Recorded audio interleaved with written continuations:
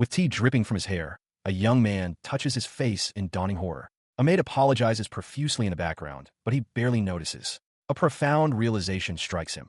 He is Albin Audrin, a 15-year-old villainous noble, and his future holds nothing but ruin. He now understands that he has been reborn into a fantasy novel as its villain, a character defined by arrogance, insolence, and laziness. This Albin was also a genius who never applied himself, his personality warped after losing his parents at a young age.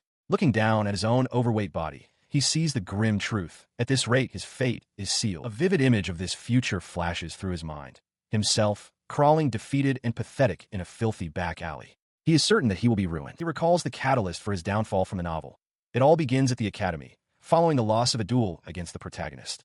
Determined to avoid dying pathetically, he resolves to change his lifestyle immediately. As he makes this vow, a knock sounds at his door, and he calls out to see who it is. The visitor is an older man in a butler's uniform, who introduces himself as Seabass. Albin recognizes him as Seabass Christian, the steadfast pillar of the household. Seabass explains that he heard a server had made a mistake and came to check on the young master. His butler stops short, a look of utter disbelief on his face. He asks if Albin actually changed his clothes by himself. The question makes Albin realize his misstep.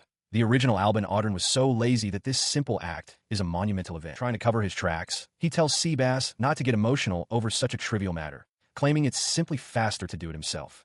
Internally, he's moved by the butler's reaction. Shifting the subject, he states that there is something more important to discuss and formally requests Seabass's service. He then reveals his intentions. First, he is thinking about losing some weight. Second, since he knows Seabass has knowledge of swordsmanship, he would like to learn from him. The requests leave Seabass utterly stunned and speechless, only able to utter a shocked gasp. Seabass immediately questions his master's sanity, asking if he was hit on the head. Albin quickly denies it, admitting only that his head got soaked with tea. He panics internally, realizing he must convince Seabass if he is to have any future at all. He desperately searches for a convincing reason for his sudden change. An idea strikes him. He looks his butler in the eye and presents his logic. As he is now, he would be unable to find a wife. Seabass stared, his eyes wide with disbelief. A wife? Was that truly the young master's motivation? He tried to reason with the young master, pointing out that his noble status already guaranteed plenty of marriage proposals. But Albin, lying on the floor, was resolute. He ordered Seabass not to repeat himself and to come at him with full force, as if with intent to kill. He then made a bold declaration, vowing to master both the diet and the sword within a mere 6 months. Seabass watched, taken aback by such firm resolve. Albin then reached for a heavy jug, ready to begin. The butler's expression hardened with determination. He bowed his head slightly, formally accepting the charge. Though unworthy, he, Seabass Christian, would assist his master with all his might. Albin, in the background, let out a cheer, privately acknowledging the arduous task ahead. 1 week later, the training was in full swing. Albin lay sprawled on the ground, utterly spent. He cried out in agony, his feet swollen, arms trembling, and sides aching. Seabass, observing calmly from a distance, simply asked if the young master was ready to give up. The butler's training was relentless. A powerful swing of a wooden sword sent Albin flying backward with a cry. He protested that he was already aware of his weakness, but that Seabass was simply too powerful. Seabass merely smiled, remarking that it was better to build muscle in a balanced manner. He collapsed once more, gasping for air. It was no use. His body refused to obey his commands, and every breath was a fiery agony in his muscles. I give up, he wheezed, utterly defeated. However, Seabass's voice cut through his despair. The butler calmly advised that since he was starting from such a disadvantage, it would be wise to proceed at a slower pace. He then delivered a sobering assessment. At the current rate, it would likely take a full year just to lose the weight and closer to 3 years to achieve any level of swordsmanship. The words struck Albin, whose eyes widened in disbelief. His shock quickly hardened into a grim smile. He pushed himself up, clutching his sword. Acknowledging that the path would be troublesome, he found his resolve renewed. It was still an improvement. He looked towards his butler and requested his continued companionship on this difficult journey. Pleased by the young lord's resolve, Seabass smiles, affirming that's the spirit. He promises to accompany Albin however far he wishes to go on this path. 1 month later, their training is underway. As their wooden swords clash, Seabass critiques his student's swordsmanship, noting it's not bad, but still too slow. Albin, defiant, shouts back that he is not done yet. Another month passes, and the training's intensity increases. Seabass deftly sends Albin flying through the air, chiding him for letting his guard down. Surprised by the maneuver, Albin can only cry out his mentor's name. By the end of the 3rd month, Albin, though panting, manages to hold his ground. He declares that he has finally caught up. Seabass finds the progress enjoyable, privately noting that Albin has always taken this endeavor seriously. Their training then moves to a new location, the mouth of the cave. Albin is shocked to learn there is a dungeon in his territory. Seabass explains that it is a low-risk one with weak monsters, and after 3 months of training, Albin has made significant progress in his mastery. He continues, revealing the purpose of their visit. It is time to confirm whether Albin's sword skills are of any use in practical combat. Seabass wishes to see the results of the training firsthand. Albin realizes this is his final exam. As if on cue, Seabass points out a creature deeper within the cave, identifying it as a goblin, a fairly low-level monster. He explains that while goblins normally move in packs, this one appears to be separated from its group. With a severe expression, Seabass then poses a direct question to his student. Can you kill it? Albin's face hardens as he clenches his fist. In response, he steps forward, his gaze fixed on a lone goblin. He advances steadily, preparing for his first true battle. As Albin engages the creature, Seabass reflects on his student's journey. He had initially believed that the lazy boy's drive would last 3 days at most. He was certain Albin would never follow through. However, he was proven wrong. Albin absorbed every lesson with incredible speed, leading him to this very moment. He swings his sword with focused intensity, a testament to the belief that there are no limits for a hardworking genius. The blade cuts through the air, aimed at his final foe. As the last goblin falls, he stands panting amidst the cavern's gloom. Watching from a distance, Seabass is overcome with emotion, his heart pounding with a forgotten excitement. With tears welling in his eyes, he declares with utter confidence that Albin is truly remarkable. A swordsman beloved by the gods, Albin stands over the bodies of his defeated enemies, his expression grim.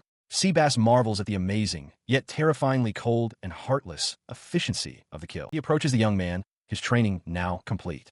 Seabass looks him in the eye and states plainly that Albin has grown stronger, and that he has nothing left to teach him. The declaration hangs in the air.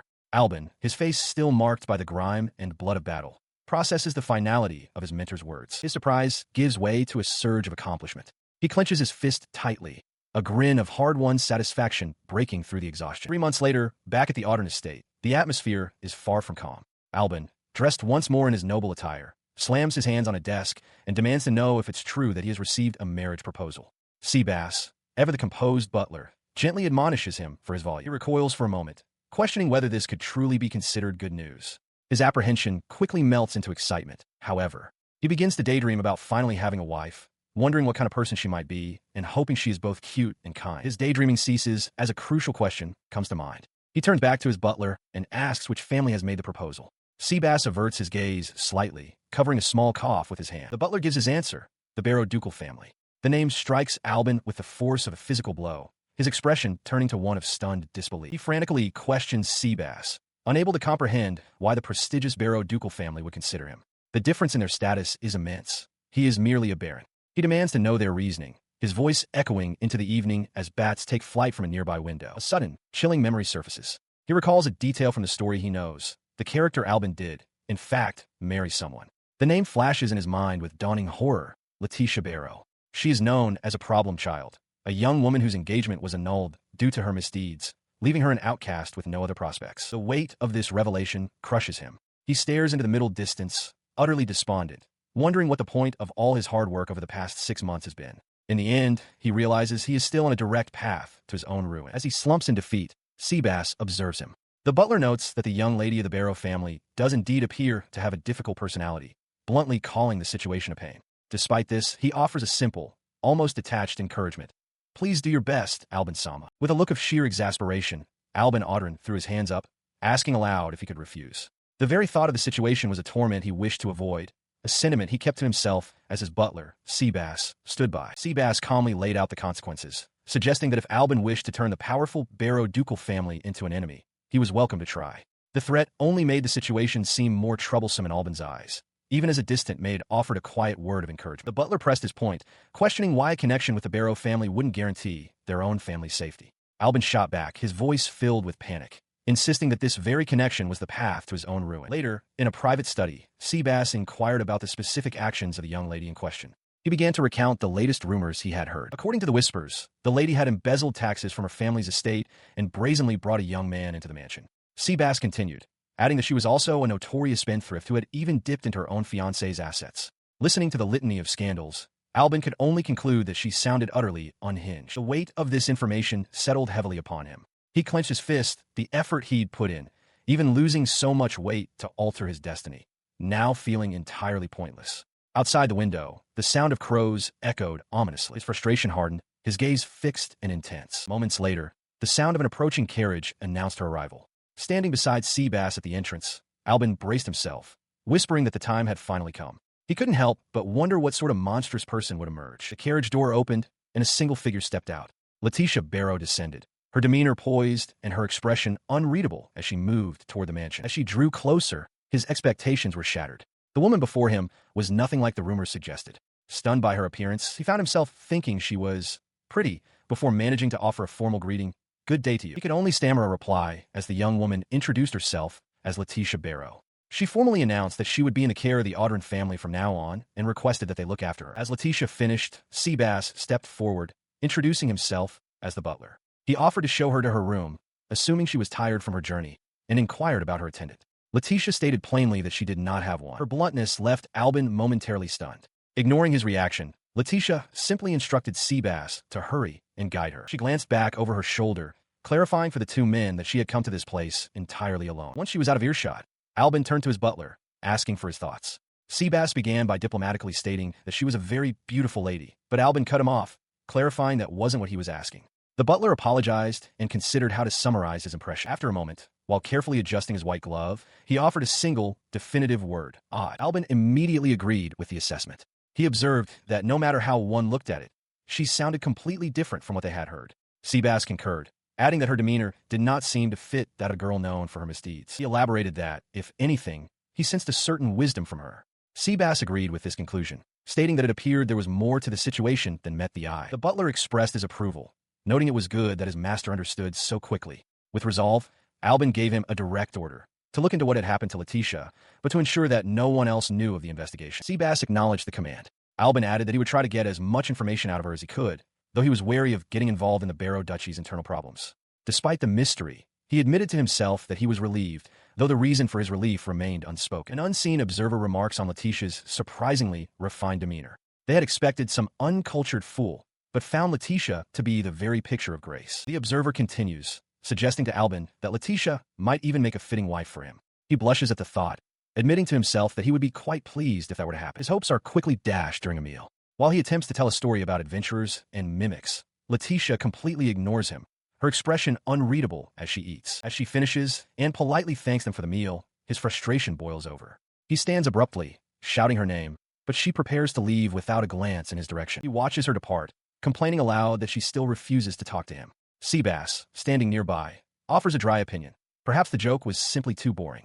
Albin snaps back for him to shut up. He reveals that Letitia has been ignoring him for 3 whole days. Seabass suggests that Albin's reputation has likely changed in her eyes, but Albin wonders if she is merely on guard against him. Clenching his fist, he resolves not to back down. His renewed determination leads him to approach her again. He calls out, inviting her for a walk, but she pointedly turns her head away in silent refusal. He persists, hurrying after her and trying to find common ground by asking about her interests in herbs or potions. His repeated calls go completely unanswered. All of his attempts have ended in failure. He slumps over a desk, completely and utterly defeated. He remains there, lamenting that nothing is working. No matter how much he tries to talk to her, she refuses to respond. All he wanted was, at the very least, a simple conversation. He concluded that there was only one method left. Without taking drastic action, he would never understand what she was dealing with. He approached the large double doors to her room and knocked firmly, calling out, "Letitia, do you have some time?" Inside, Letitia sat reading, pointedly ignoring him. Realizing he was being ignored again, Albin's demeanor shifted. He warned her that staying inside all the time was bad for her health and suggested they go out. With a grimace, he resolved that if she wanted to play it this way, he would play along, just as a villain would. With a sudden, violent kick, he shattered the doors, bursting into the room amidst a spray of splintered wood and glass. The explosive entrance left Letitia utterly stunned, her eyes wide with disbelief as she could only gasp. "What?" He stepped calmly through the wreckage. "Pardon me," he said. Letitia, trembling with anger, demanded to know how he could do such a thing. Albin casually promised to have the door repaired, but she shot back that the door wasn't the problem. Her indignation boiled over. With arms crossed, she shouted at him for daring to barge into a lady's room without permission, demanding that he show some shame. He responded with a sly, confident smirk. "Sorry, but I'm actually a scumbag, you see," he admitted. He declared that if it's to achieve his purpose, he'll even barge into a woman's room. Stunned, she could only question what his purpose was. He leaned forward over the table, separating them. Without further ado, he announced with a charming smile, "Letitia, go on a date with me." His audacious demand rendered her completely speechless, her mind reeling as she uttered a faint, confused, "Eh." Outside, Albin Audrin stretches his arms wide, remarking on how refreshing the air is. He turns to Letitia Barrow, asking for her agreement. With a cold expression, she concedes that she might feel the same way if he were not present. He realizes she is still completely on guard around him. He imagines her internal insults, labeling him as scum. With a sigh, he reflects that if their roles were reversed, he wouldn't be able to trust someone like Albin Audrin either. Putting the thought aside, He points toward a path leading up the mountain, suggesting they follow it to see some beautiful scenery. After a brief pause, Letitia quietly agrees. As they proceed, she suddenly stumbles on the uneven ground. She calls out for him to wait, admitting she is not used to walking on mountain paths. She chides him for not warning her beforehand if he had planned such a walk. Albin apologizes and, asking for her pardon, reaches down towards her. In a swift motion, he lifts her into his arms, bridal style. Letitia lets out a startled cry. He smiles, explaining that this way, she will not sprain her feet. Held firmly, she immediately tells him not to touch her. Albin reassures her that he won't do anything strange, as it would only cause trouble, though her words seem to sting. He internally marvels at how easily he can carry her, mentally thanking Seabass for his training. At the same time, Letitia thinks that even if he isn't doing anything weird, it feels like he's thinking something weird, a thought that strikes Albin with uncanny accuracy. Continuing on, he excitedly tells her to look ahead, announcing that their destination is now visible. Letitia looks up from his arms, curious. The sight before them is a breathtaking, sprawling landscape. Letitia stares a quiet wow, escaping her lips as she takes in a view. Albin watches her, a gentle smile on his face. She looked at him, surprised, as he explained that from this vantage point, they could see the entirety of the Audran territory. He earnestly told her he had truly wanted to show it to her. He continued, adding that after all, they would be taking care of this territory together from now on. The statement seemed to catch Letitia off guard, her eyes widening slightly. As they walked, she reflected on the rumors she'd heard, that Albin Audran was an arrogant and insolent thug. She remarked aloud that he was quite different from what she'd been told, causing him to pause in confusion. He turned back to her with a grin, correcting her assessment. The rumors were missing the fact that he was lazy, he declared, and also, he was no mere thug. His grin widened, revealing sharp teeth as he pointed a finger upward. "I'm a villain," he proclaimed, much to Letitia's amusement. She smiled warmly, a radiant expression that left Albin momentarily speechless. She playfully countered his claim, pointing out that villains don't typically call themselves villains. Her laughter echoed by the water's edge. As he watched her wade into the shallow stream, Albin thought to himself that her laughter was the best sound in the world. She called out his name, her face bright with joy. She told him the water was cool and pleasant, a refreshing change of pace for a city girl, a sentiment he quietly acknowledged to himself. Now sitting together by the water, she asked if asserting his dominance over a city girl made him feel good. He grinned, admitting he was just joking and hadn't been trying to do that at all. He then grew more serious, addressing her by name. He pointed out that they didn't really know anything about each other yet, and suggested they take this chance to introduce themselves properly. Letitia sighed, stating she wasn't really interested, but Albin insisted that he was. He listens as Letitia Barrow formally introduces herself, stating her favorite foods are black tea and scones, and her hobby is playing with children. He remarks that she must like kids, and she clarifies that she doesn't hate them, at least. He then announces it's his turn. He introduces himself as Albin Audran. His favorite food is steak, though he is currently avoiding it to watch his weight, and his hobbies are sword practice and simply lazing around. Letitia muses that she can't tell if he's a hard worker or a slacker, a sentiment he laughingly admits he wonders about himself. He continues, telling her he likes her just as she is now, and jokes that he must be a hard worker to have transformed her body so. Their light-hearted exchange is shattered by a deafening roar. From the woods emerges a massive, monstrous killer bear. The bears of these woods are a known nuisance, often eating crops. Letitia panics, asking why he's explaining this now and urging him to run. The beast roars again, its gaze locked on her. Albin realizes it's targeting Letitia and calmly draws his sword, shielding her from the threat. With a cold expression, he steps between her and the monster. In a flash of steel, he decapitates the bear, declaring that pest like it should stay away from Letitia. The massive body of the beast collapses behind him. He sighs, lamenting that their conversation had finally been going well, then turns to Letitia to ask if she is all right. She trembles, assuring him she's fine, but was just startled, as she'd never seen a monster before. Watching her, Albin internally scolds himself, realizing that, of course, she would be scared after such an attack. Acting on this thought, he quickly closes the distance between them and gently takes her by the shoulders. Startled by the sudden movement, she looks up and whispers his name. He looks down at her, his expression filled with sincere relief. He tells her softly that he is so glad she's safe and sound. His genuine words seem to break through her shock.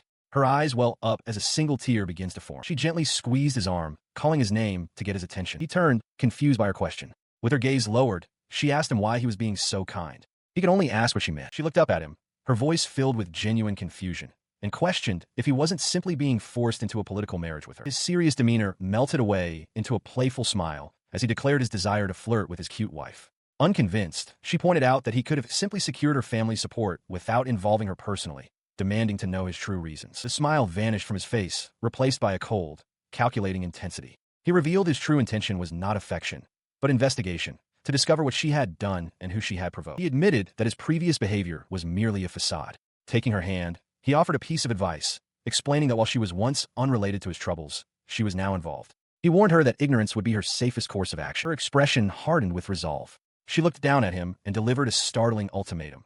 If he truly wished to keep the Audran family safe, then he must treat her badly. The unexpected declaration left him utterly stunned. Letitia Barrow recalls her childhood. At the tender age of 5, she learned she had a fiancé, Duke Morrow Bertley. As a little girl, she innocently wondered what kind of wonderful man he might be. The reality, however, was that Duke Morrow was an absolute fool. He lived a life of pure decadence, surrounded by women, laughing boisterously as he encouraged them to take as much as they wanted, hinting at what he expected in return. This memory leads to a specific confrontation.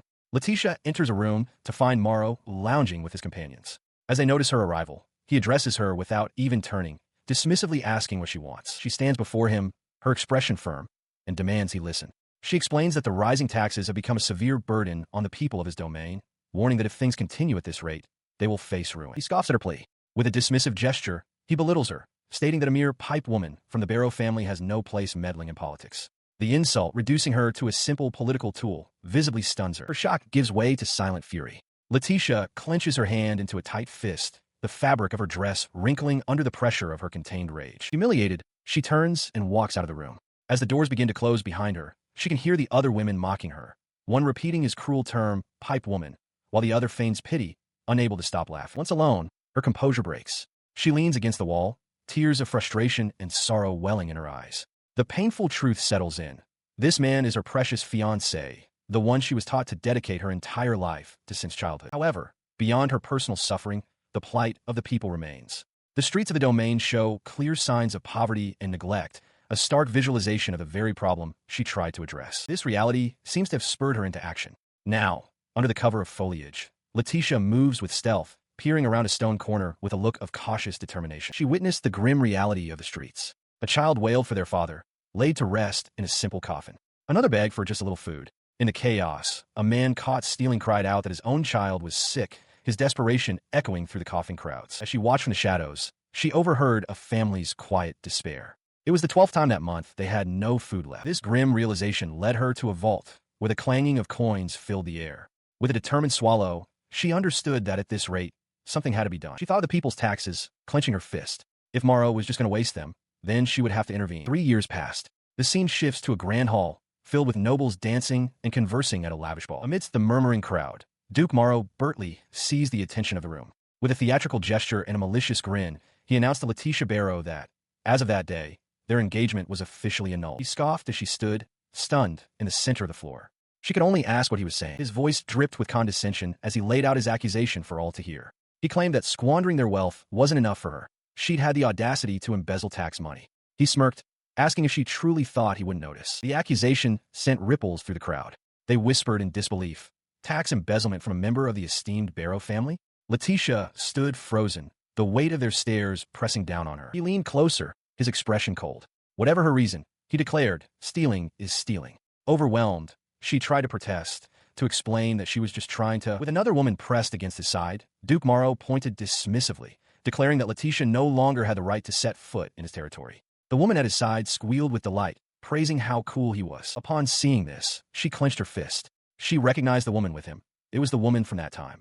The realization settled in her heart like a stone. Her mind drifted back to her childhood dreams. She remembered herself as a little girl, bidding a good day to Bertley Sama, envisioning a future she now understood she would never see again. That future was now gone. She bit her lip, telling herself she had no right to cry. From across the hall, Morrow's voice boomed, demanding to know why everyone was just standing around and ordering them to hurry up and get her out of there. Despite the humiliation, she looked up with resolve. She understood. She had done what she did knowing full well what the consequences would be. Half a year passed.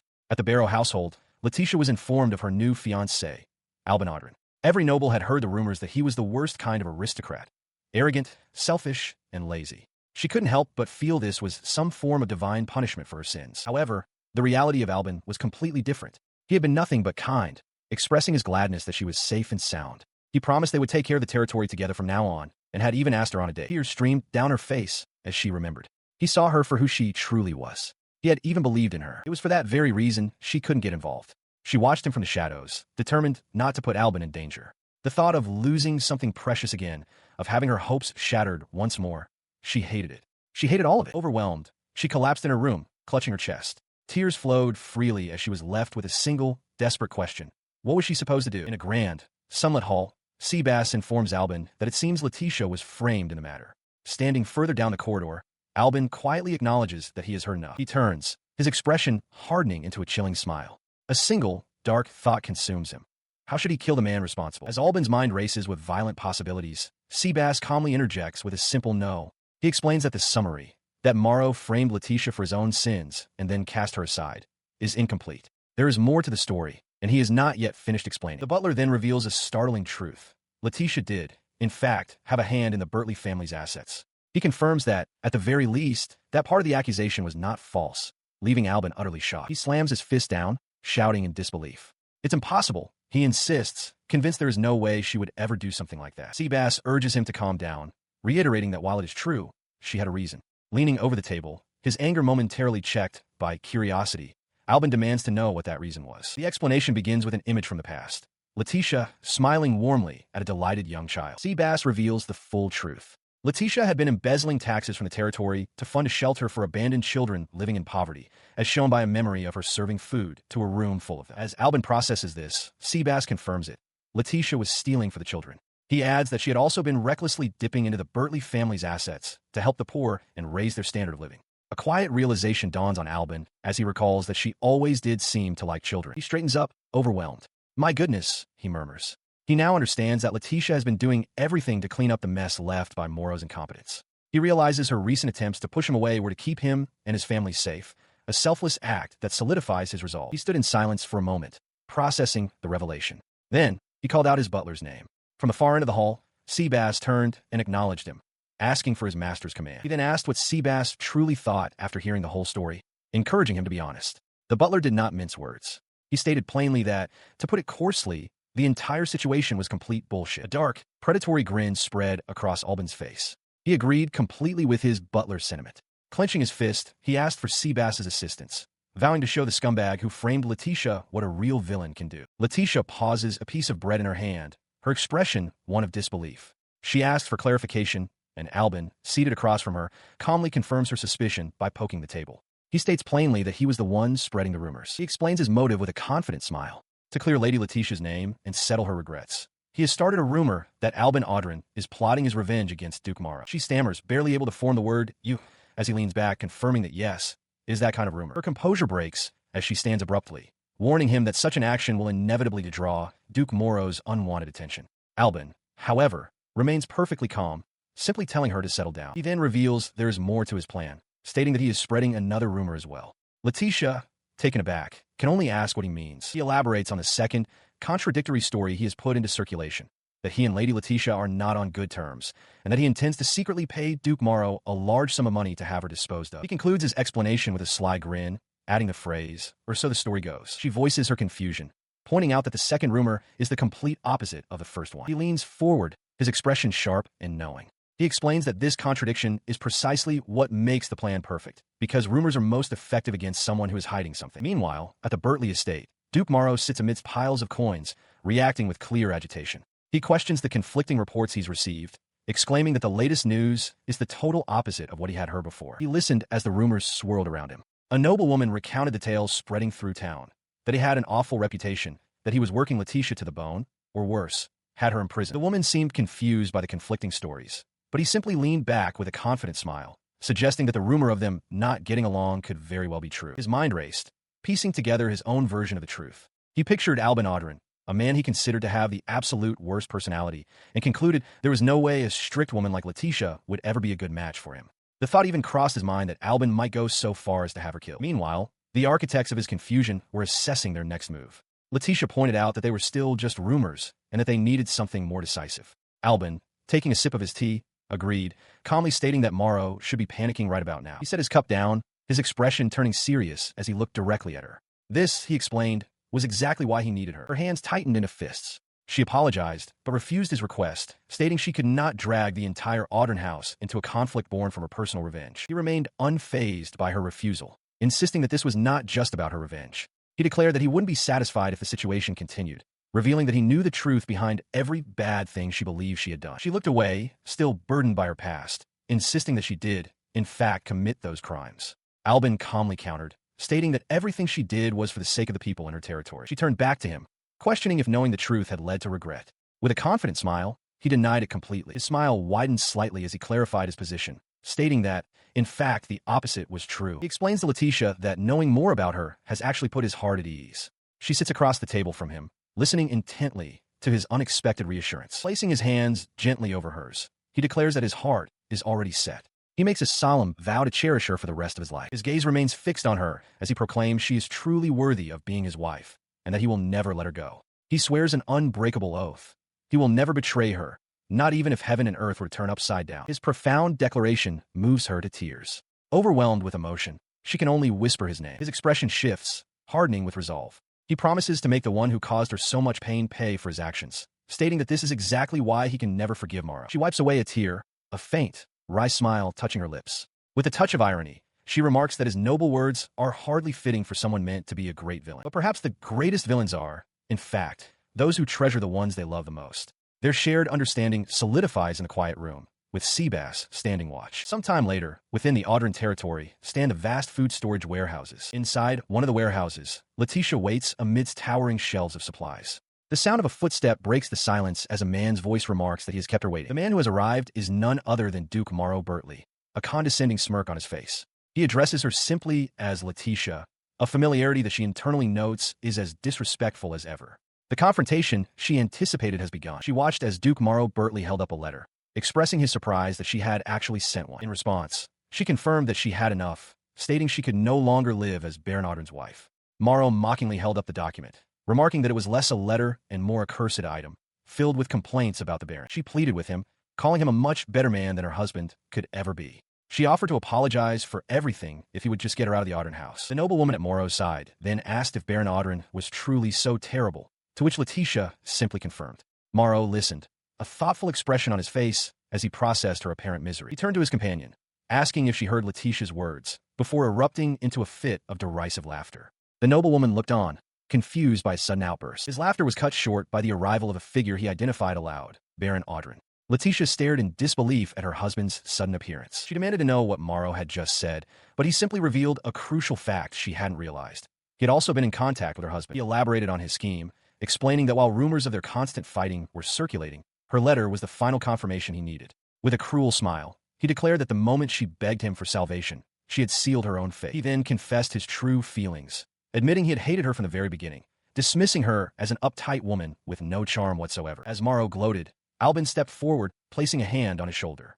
He acknowledged that while Morrow once saw her only as the young lady of the ducal Barrow family, and that it had taken great effort to cancel their engagement, the person Morrow had just betrayed was now his own reliable ally. He pointed towards Duke Morrow, whose face was a mask of confusion. The Duke stammered, asking for his orders, to which Albin simply replied, "Right." At this, Duke Morrow's confusion twisted into a cruel smirk. He turned his attention to the seemingly terrified Letitia Barrow and issued a chilling command to Albin. "Kill Letitia Barrow. Kill her." The order was met not with obedience, but with a wide, eager grin. Albin declared that he had been waiting for Morrow to say just that. In a blur of motion, he lunged forward, not at Letitia, but at the Duke's own guards. His blade flashed, cutting them down in an instant. As the Duke and his companions stared in disbelief, Albin calmly stood beside a composed Letitia. He complimented her on her incredible acting, and she, in turn, confirmed that their plan had worked perfectly. Letitia then turned her gaze to the dumbfounded Duke, a sly smile on her face. She feigned humility, stating she was very honored to receive such praise, leaving Morrow to gape in the face of his utter defeat. In a vast storeroom, Duke Morrow Bertley storms towards Albin Audran, his face contorted with rage. He points an accusing finger, demanding to know if this was all part of Albin's plan. An unfaint smile plays on Albin's lips as he calmly questions the accusation, reminding the Duke that he was the one who first tried to frame Letitia. With a swift, fluid motion, he unsheathes his sword and levels it at Morrow. His eyes are cold as he declares that he will not forgive him. He vows to make Morrow feel the same despair that Letitia was forced to endure. At the threat, Morrow begins to tremble and sob. Recovering a sliver of bravado, Morrow points out that their collusion is treason, a serious crime. The noblewoman at his side agrees, questioning if a mere baron and a disgraced noblewoman truly believe they can escape punishment. Morrow smirks, confident he has regained control. His confidence shatters as a stern, imposing figure with an eye patch steps into view. The newcomer suggests that perhaps it is time to solidify Baron Audran's position instead. Morrow looks up, stammering in disbelief. The man commands Duke Morrow Bertley to stand down, stating that any pretense of ignorance is useless. He introduces himself, Hyux de Crayon, highest honorary knight commander of the kingdom's Knight Order. Morrow is aghast, wondering aloud why Lord Crayon would be in such a place. Lord Crayon explains his presence is due to an invitation from his friend, Seabass, for a trip to the Audran territory. He continues, stating that by sheer coincidence, he overheard Morrow ordering the murder of the Barrow ducal family. As Morrow begins to deny it, Seabass steps forward with a letter he claims to have stolen from Albin. Panicked, Morrow snatches it, insisting it's all a plot concocted by Albin. After reviewing the letter, Lord Crayon clarifies that it contains no mention of killing. It only states that if Morrow wishes to be rid of Letitia, Albin would lend a hand. Albin feigns ignorance, asking what they're even talking about. Letitia observes him, realizing the truth. He is a truly wicked man who ensured Lord Crayon overheard the verbal command while leaving no written proof of his own complicity. With the facts laid bare, Lord Crayon points towards the Duke and orders his knight to take Morrow Bertley into custody. Morrow stares at the incriminating letter, his expression one of utter defeat. As the knight approaches, he makes a desperate, final gambit. Throwing out his hand, Duke Morrow Bertley roars that he hereby challenges Baron Albin Audran to a duel to restore his honor. His challenge was met not with fear, but with a grim smile from Albin Audran. Though Albin considered it a pain, he realized this was the perfect excuse to defeat Morrow fair and square. With the duel accepted, Knight Commander Hux de Crayon announced that he would serve as the official witness. As the combatants faced each other, Morrow seethed, vowing to kill Albin. Before they could begin, Albin interrupted, stating he had one question to ask first. He asked Morrow if he had any intention of apologizing to Letitia, suggesting that a sincere apology might lead to a more peaceful resolution. Enraged by the very idea, Morrow screamed in defiance and lunged forward, sword first, telling Albin to die. The furious attack was met with a brutal counter. Albin declared he would no longer hold back as he shattered Morrow's nose with a powerful blow. Clutching his face in pain and disbelief, Morrow stammered while Albin coldly taunted him, asking what happened to his earlier threat. Staggering, Morrow swung his sword wildly, unable to land a single hit. He screamed in frustration, questioning how the lazy Albin Audran could be so strong. Dodging with ease, Albin revealed that he had been training for the past half-year before slamming Morrow to the ground. Towering over the fallen Duke, he began to explain. He told Morrow that while he was out carousing and making his subjects suffer, Letitia was doing her best to help the people and prevent his ruin. As Letitia watched with a pained expression, Morrow could only stammer in response. He silenced Morrow's attempt to speak, continuing his condemnation. Albin stated that nobles are merely leeches who depend on the commoners, a fact Letitia understood. She took risks to save the Bertley territory, but Morrow, as Albin twisted his arm, the Duke screamed in agony. His lecture reached its damning conclusion. In the end, Albin declared, all Morrow had done was trample on Letitia's feelings.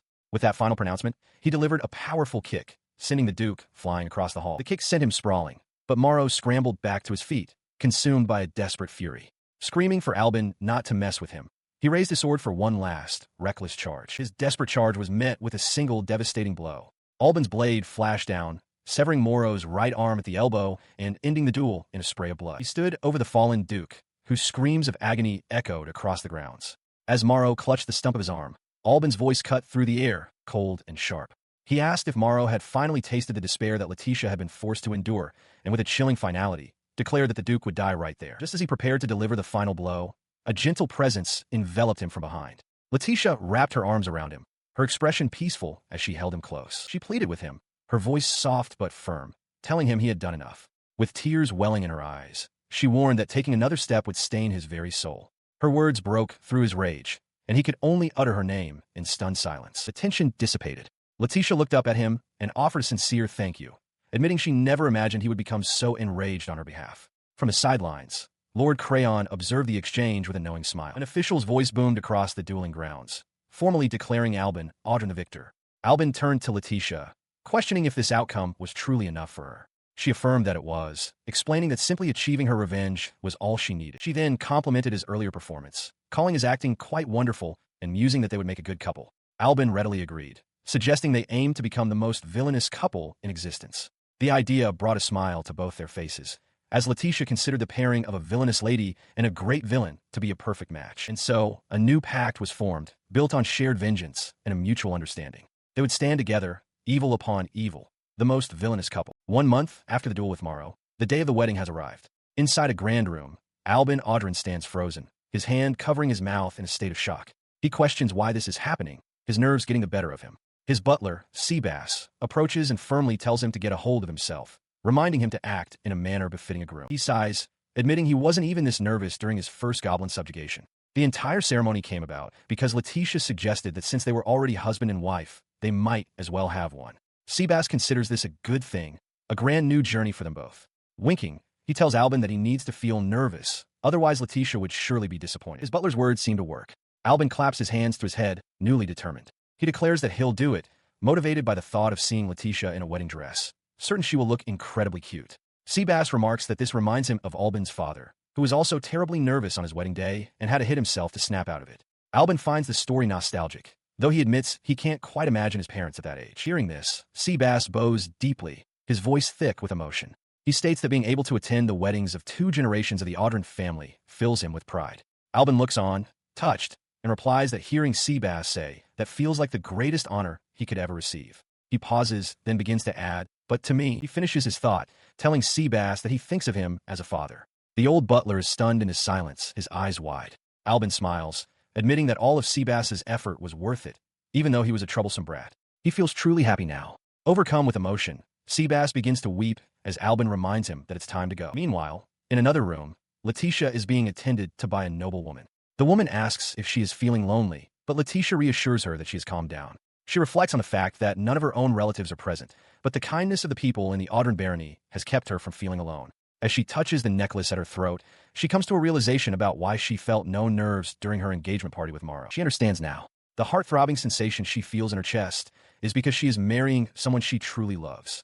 While vague anxieties about the future still linger, whether they will make a good couple, she knows her current happiness far outweighs any of those worries. As she basks in this feeling, Albin peeks through a curtain, a wide, happy grin on his face that mirrors her own joy. Letitia, however, turns to Seabass, informing him that her flower veil is missing. She remarks that this absent-mindedness isn't like her at all, but decides that, for today, at least, she concludes her thought with a gentle smile, thinking that perhaps it may not be so bad after all. At that very moment, standing at the altar, Albin's confidence has vanished. He looks pale and sick, thinking to himself that he's so nervous he feels like he's going to puke. His internal panic spirals. He tries to run through the sequence of events. Seabass and Letitia walking down the aisle, lifting the veil, the vows, the ring, but it only makes him more anxious. He wonders why wedding ceremonies have to be so meticulously planned, admitting to himself that he's scared. Just then, the bride's entrance is announced, and his face contorts with terror. He watches, mesmerized, as Letitia approaches the altar. She is a vision in her wedding gown, her eyes closed in serene happiness as flower petals drift around her. He is left breathless by her beauty, thinking she is not merely an angel, but a goddess. Noticing his stunned expression, Letitia grows flustered, asking if there is something on her face. She decides to take his intense stare as a compliment. Nearby, Seabass remarks that while Albin is being loud, he agrees Letitia is the most beautiful woman in the world. Albin realizes with joy that he wasn't the only one whose heart felt ready to burst.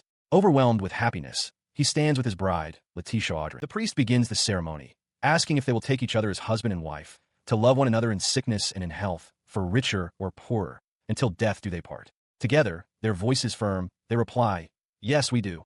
The priest then invites them to exchange rings. As they prepare, a memory of a past fear surfaces in Letitia's mind. She recalls apologizing to Albin, admitting she was scared and questioning if a fallen noble like herself truly deserved to be happy, or if it was right for her to accept this. But Albin's voice from the present shatters that memory of doubt. He declares with absolute certainty, "Of course it is." He promises to make her happy, vowing to prove he can make her the happiest person in the world. He slides the ring onto her finger as proof of his promise. Tears welling in her eyes, Letitia tells him she is truly happy, perhaps the happiest she has ever been. As they lean in to kiss, Albin gently tells her it's still too early to decide if this is her happiest moment. He explains that this is only the beginning, for there is still so much more to come. He reminds her of his vow to make her the happiest person in the world.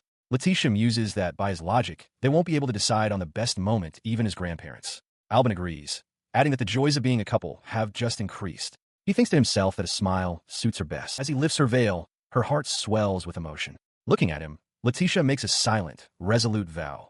She will do anything to protect his smile. They share a kiss, sealing their vows. As the crowd applauds, an observer remarks that Albin and Letitia Audran seem to be a very interesting couple indeed. Elsewhere, within an office, Lord Hux de Crayon addresses an elderly man as Headmaster Faust. He explains that he has decided to recommend a certain couple and asks for the headmaster's opinion.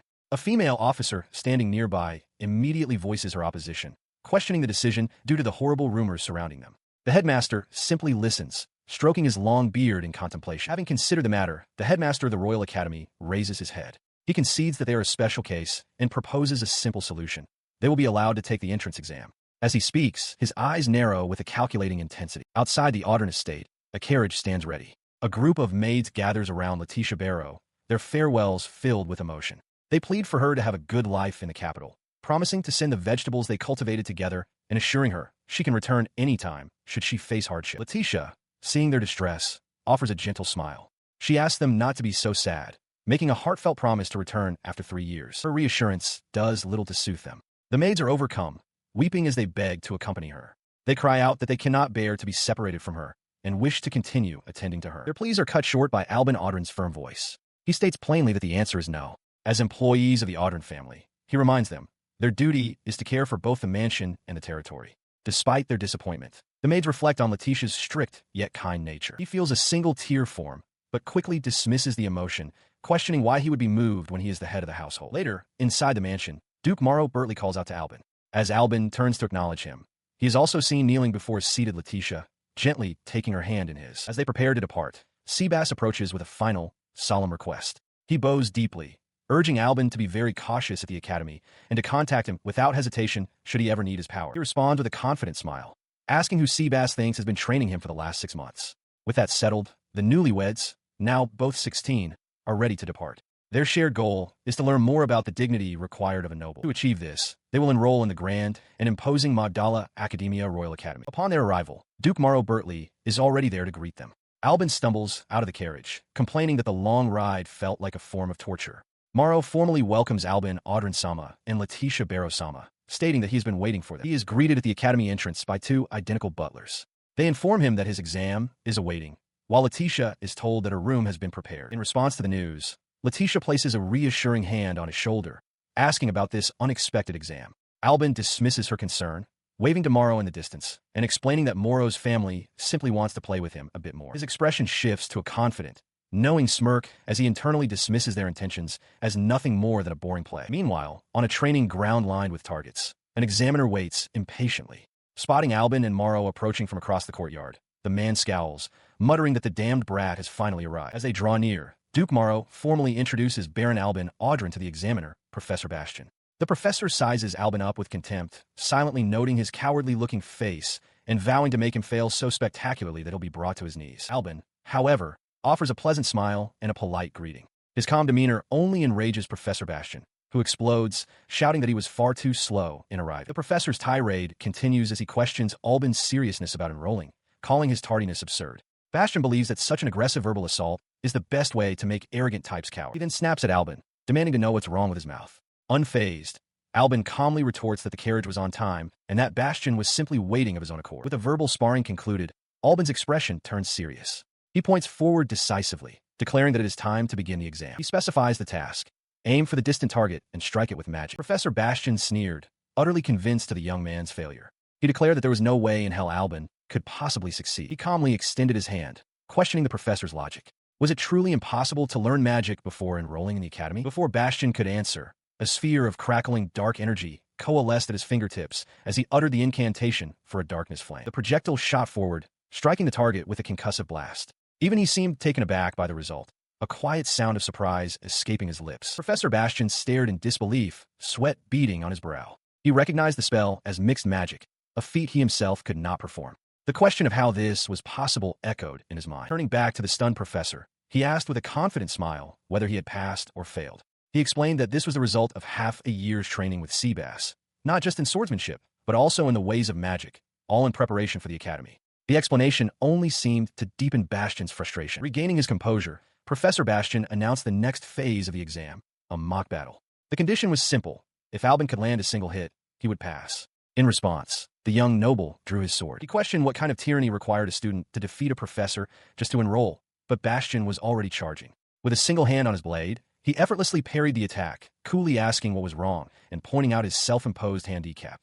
The casual dismissal enraged the professor, who cursed him as a brat. Leaping high into the air, he looked down on his opponent, declaring him to be the inferior one in this exchange. Before Bastian could react, Albin descended, landing the single required hit. The professor fell to the ground, defeated. Standing over him, Albin calmly began to sheath his sword. The test concluded. He looked down at his defeated opponent, a confident smirk on his face, and uttered a single, dismissive word.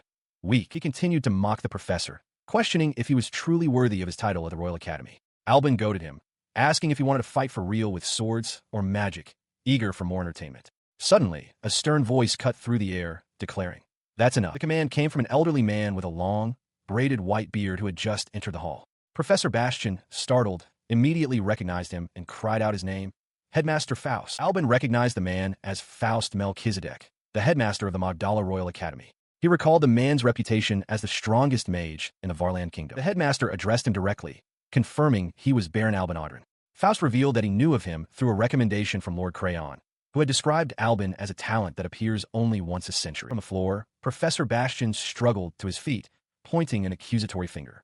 He pleaded with the headmaster to punish the boy immediately for injuring a teacher. In response, Headmaster Faust's expression hardened. He turned his gaze upon the professor and stated coldly that the academy has no need for incompetence, ordering him to take his things and leave at once. His words struck Bastian with the force of a physical blow. The professor's face contorted in disbelief and horror, unable to process his summary dismissal. Muttering a curse, the disgraced professor collapsed to the ground. With the matter settled, the headmaster turned his full attention back to the young noble, addressing him by name, now Albin Audren. He formally announced that he would permit Albin's enrollment into the Royal Academy, advising him to study hard. With a respectful bow, Albin accepted, thanking the headmaster graciously. He listened as Headmaster Faust gave him a final piece of advice, to remember his place as a student and to hold back from any further unnecessary bullying of the faculty. The warning was punctuated by the sight of the dismissed Professor Bastian, still kneeling in the distance. He internally conceded the point. The headmaster was right. With a casual stretch, he resolved to be more careful about going overboard from now on. As he began to walk away, Headmaster Faust stopped him with another instruction. He explained that Albin and one other student would be housed in a special building, just for the two of them. When Faust pointed the way, Albin was confused, noting that the men's dormitory should be in the opposite direction. He followed the headmaster's directions, arriving at a large, imposing set of double doors. Pushing the doors open, he found Letitia Barrow sitting inside, holding a cup of tea. Wondering aloud who his roommate could possibly be, he quickly put on a bright smile and extended a hand in a friendly greeting, suggesting they get along. She calmly took a sip from her cup, pointing out to him that he was mistaken. This was not the women's building. He explained that he was only following the guide's directions, which were supposedly direct orders from the headmaster. The implication of the headmaster's instructions suddenly struck him with force. The thought of sharing a room with Letitia would inevitably lead to complications. In a flash of panicked anger, he silently cursed the headmaster, questioning if the old man's goal was to arrange for her to become pregnant before they even graduated. As Letitia watched him with a gentle, knowing smile, he turned abruptly. Announcing that he would go speak with the headmaster directly, he declared his intention to request a room change. Meanwhile, in another part of the academy, Headmaster Faust sat across a chessboard from Hux de Crayon. He calmly moved a black knight into position, speaking a single name, Letitia. Lord Crayon acknowledged that he now understood the headmaster's decision, admitting he had previously thought Faust had lost his touch. He questioned if Faust had borne witness to Albin Audren's gift, a talent said to appear only once in a century, and asked if this was the reason for placing him in the same room as Letitia. The headmaster confirmed it, elaborating on Albin's nature. He is strong, noble, and has not been spoiled by his talent, but he is also merciless. A dark, evil impulse resides within his heart, compelling him to utterly crush his enemies. He is seen with Letitia, who gently cradles his head. Headmaster Faust's thoughts echo, identifying Letitia as the vessel of a wise ruler, a woman who must never be allowed to disappear from Albin's side. The headmaster, alongside Hux de Crayon, watches from afar, expressing his keen interest in seeing what will become of the two of them. Lord Crayon, seated comfortably, declares checkmate in a game. He remarks that new rules will be made for the school year before casually changing the subject, questioning if the situation with Bastian was truly acceptable, acknowledging that the professor had been bribed. Elsewhere on the academy grounds, a young male student seethes with resentment, his face twisted in a grimace as he curses those who he feels look down upon him. Nearby, a studious young woman with glasses looks up from her book, her expression hardening with resolve. She makes a silent vow to prove her worth to them all. Her resolve, however, draws unwanted attention. The resentful student suddenly grabs her, his face contorted with malice as he snarls his intention to disgrace Albin Audren and the entire academy. As he tightens his grip, the girl cries out in shock. The aggressor whirls around, demanding to know who dares to interfere. The newcomer wastes no time, striking the bully with the pommel of his sword and sending him sprawling to the ground. The defeated student can only curse Albin Audren's name as his rescuer turns to the shaken girl, calmly asking if she is all right. She looks up at her savior, a young man with short, light-colored hair, and her eyes widen in recognition as she utters his name in disbelief. Albin. Within the academy grounds, students whisper about the arrival of the infamous Baron Albin Audren, recalling rumors that he assaulted a teacher before he even enrolled. They caution one another to keep their distance. Seemingly oblivious, Albin lounges on a bench, letting out a great yawn. He rises, a flicker of concern crossing his face as he notes Letitia's tardiness. He remembers she had gone to pick flowers, but an unsettling feeling begins to creep in. Driven by this premonition, he peers around a stone wall, his expression hardening with suspicion. His fears are confirmed. He sees Letitia surrounded by a group of haughty noblewomen. The leader of the group mocks Letitia, remarking on her audacity for enrolling in an academy that is no place for a fallen noble. Albin's hand instinctively goes to the hilt of his sword as he contemplates his next move. The noblewoman leans closer, her voice dripping with contempt. She insults Letitia's perfume and compares her to a loud dog wearing human skin. Letitia endures the verbal assault in silence, her face hidden from view. Her two companions smirk, clearly enjoying Letitia's humiliation. One of them, incensed, demands to know why they should be looked down upon by someone like Letitia and raises a hand to strike her. From his hiding place, Albin's face twists in fury as he whispers Letitia's name. Before the slap can connect, a young man with light hair materializes, catching the aggressor's wrist. The three bullies are stunned by the sudden, calm intervention. His gaze is sharp and critical. He asks the trio if they can truly call themselves nobles when they gang up to bully a single person. The girl whose arm is held scoffs, declaring that Letitia is hardly worth the effort. Watching from the sidelines, Albin is utterly flabbergasted by this unexpected development. He watches as the young man who intervened asks Letitia if she is all right. The student dismisses her thanks, saying he couldn't just walk by. Letitia confirms she is fine, thanking him again while internally remarking on how handsome he is. A flash of intense irritation crosses Albin's face. He clenches his fist, his expression contorting with annoyance at the interaction. Closing the distance in an instant, he puts a possessive arm around Letitia's shoulders. He addresses the other student, thanking the pretty boy for saving his wife, but adding a thinly veiled warning that he would appreciate it if he kept his distance. Letitia looks up, surprised. The other student is taken aback, apologizing immediately and explaining that he didn't know she was married.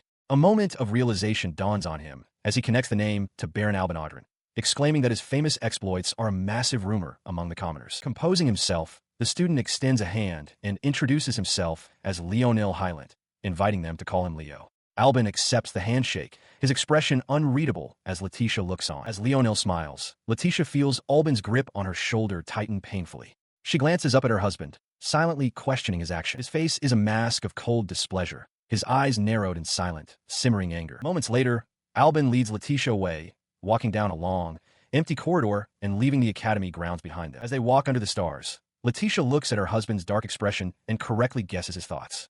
She asks if he's currently plotting how to drive Leonil out of the academy, adding with a gentle smile that as his wife, she can tell. She turns to him, her expression soft. She reassures him not to worry, stating plainly that she is not attracted to Leonil at all and that he doesn't need to get him away from her.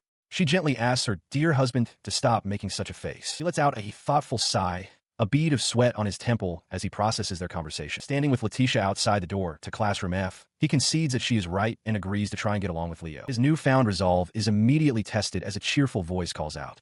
Leonil Highland appears, brightly greeting Baron Audrin and Mrs. Letitia, much to Albin's visible displeasure. The young man continues, expressing his delight that they are all in the same class. Letitia, however, places a hand on his shoulder, firmly reminding him to be quiet inside the classroom. Inside, the classroom is a tableau of diverse students.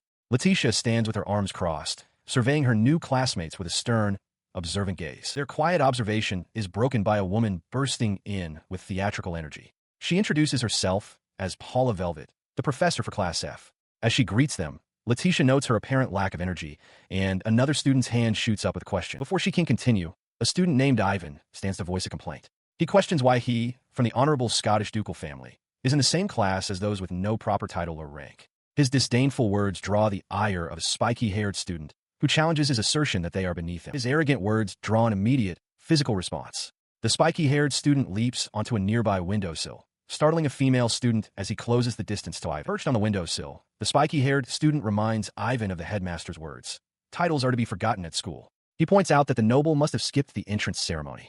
Ivan retorts that he doesn't care and insults the other student for being a lowborn. Nearby, the young woman who had watched him leap trembles slightly, finding the confrontational student to be an interesting fellow. As she and the other students watched the tense standoff, their professor, Paula Velvet, suddenly clapped her hands together, silencing the room. With a cheerful expression, she announced that first, she had something she wanted everyone to do. She held up a piece of chalk, explaining that the academy had implemented some new rules this year, rules that would be decided from among all of them. With a flourish, she drew a crown on the blackboard and declared that they would have to decide on a king who would have control over the class. The declaration left Albin, Letitia, and Leonil utterly bewildered. They could only stare in confusion, quietly questioning the term king. Their confusion quickly turned to outrage. Ivan slammed his hand on his desk, demanding she stop messing around and protesting that he had heard nothing about this before enrolling. Unfazed, Professor Velvet continued, adding the unfortunate detail that the remaining 9 students would have to swear absolute obedience to the king until graduation. While another student trembled at the implications, a dark-skinned young man with long,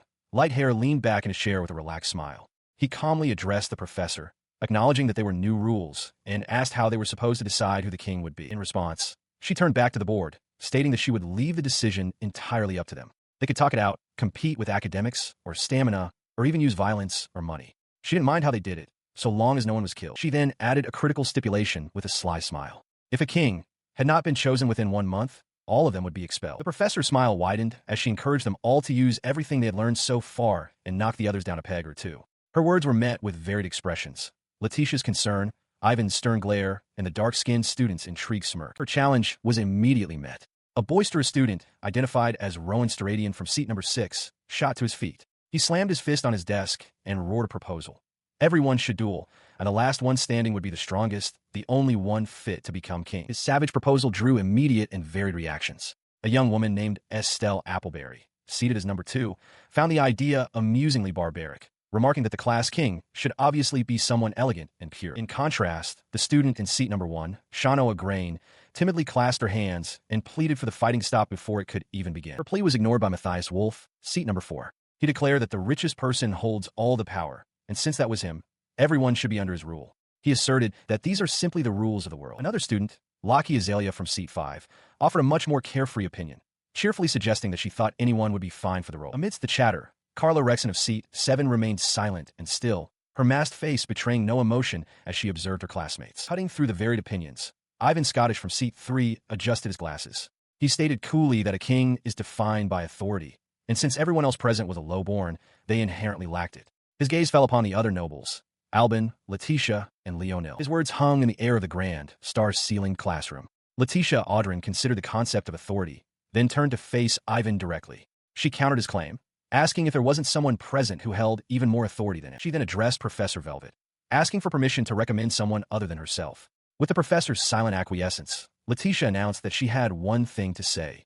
She knew who was truly fit to be this class's king. Moving to Albin's side, she took his arm and declared with a radiant smile that it could only be her husband, Albin Audrin. The proclamation sent a wave of shock and confusion through the other students. Before anyone could fully process the nomination, Leonil Highland stepped forward, raising a hand placatingly. He cheerfully suggested that, for now, they should have a preliminary round to settle who the strongest is first. Letitia continues her endorsement, a confident smile on her face as she raises a finger.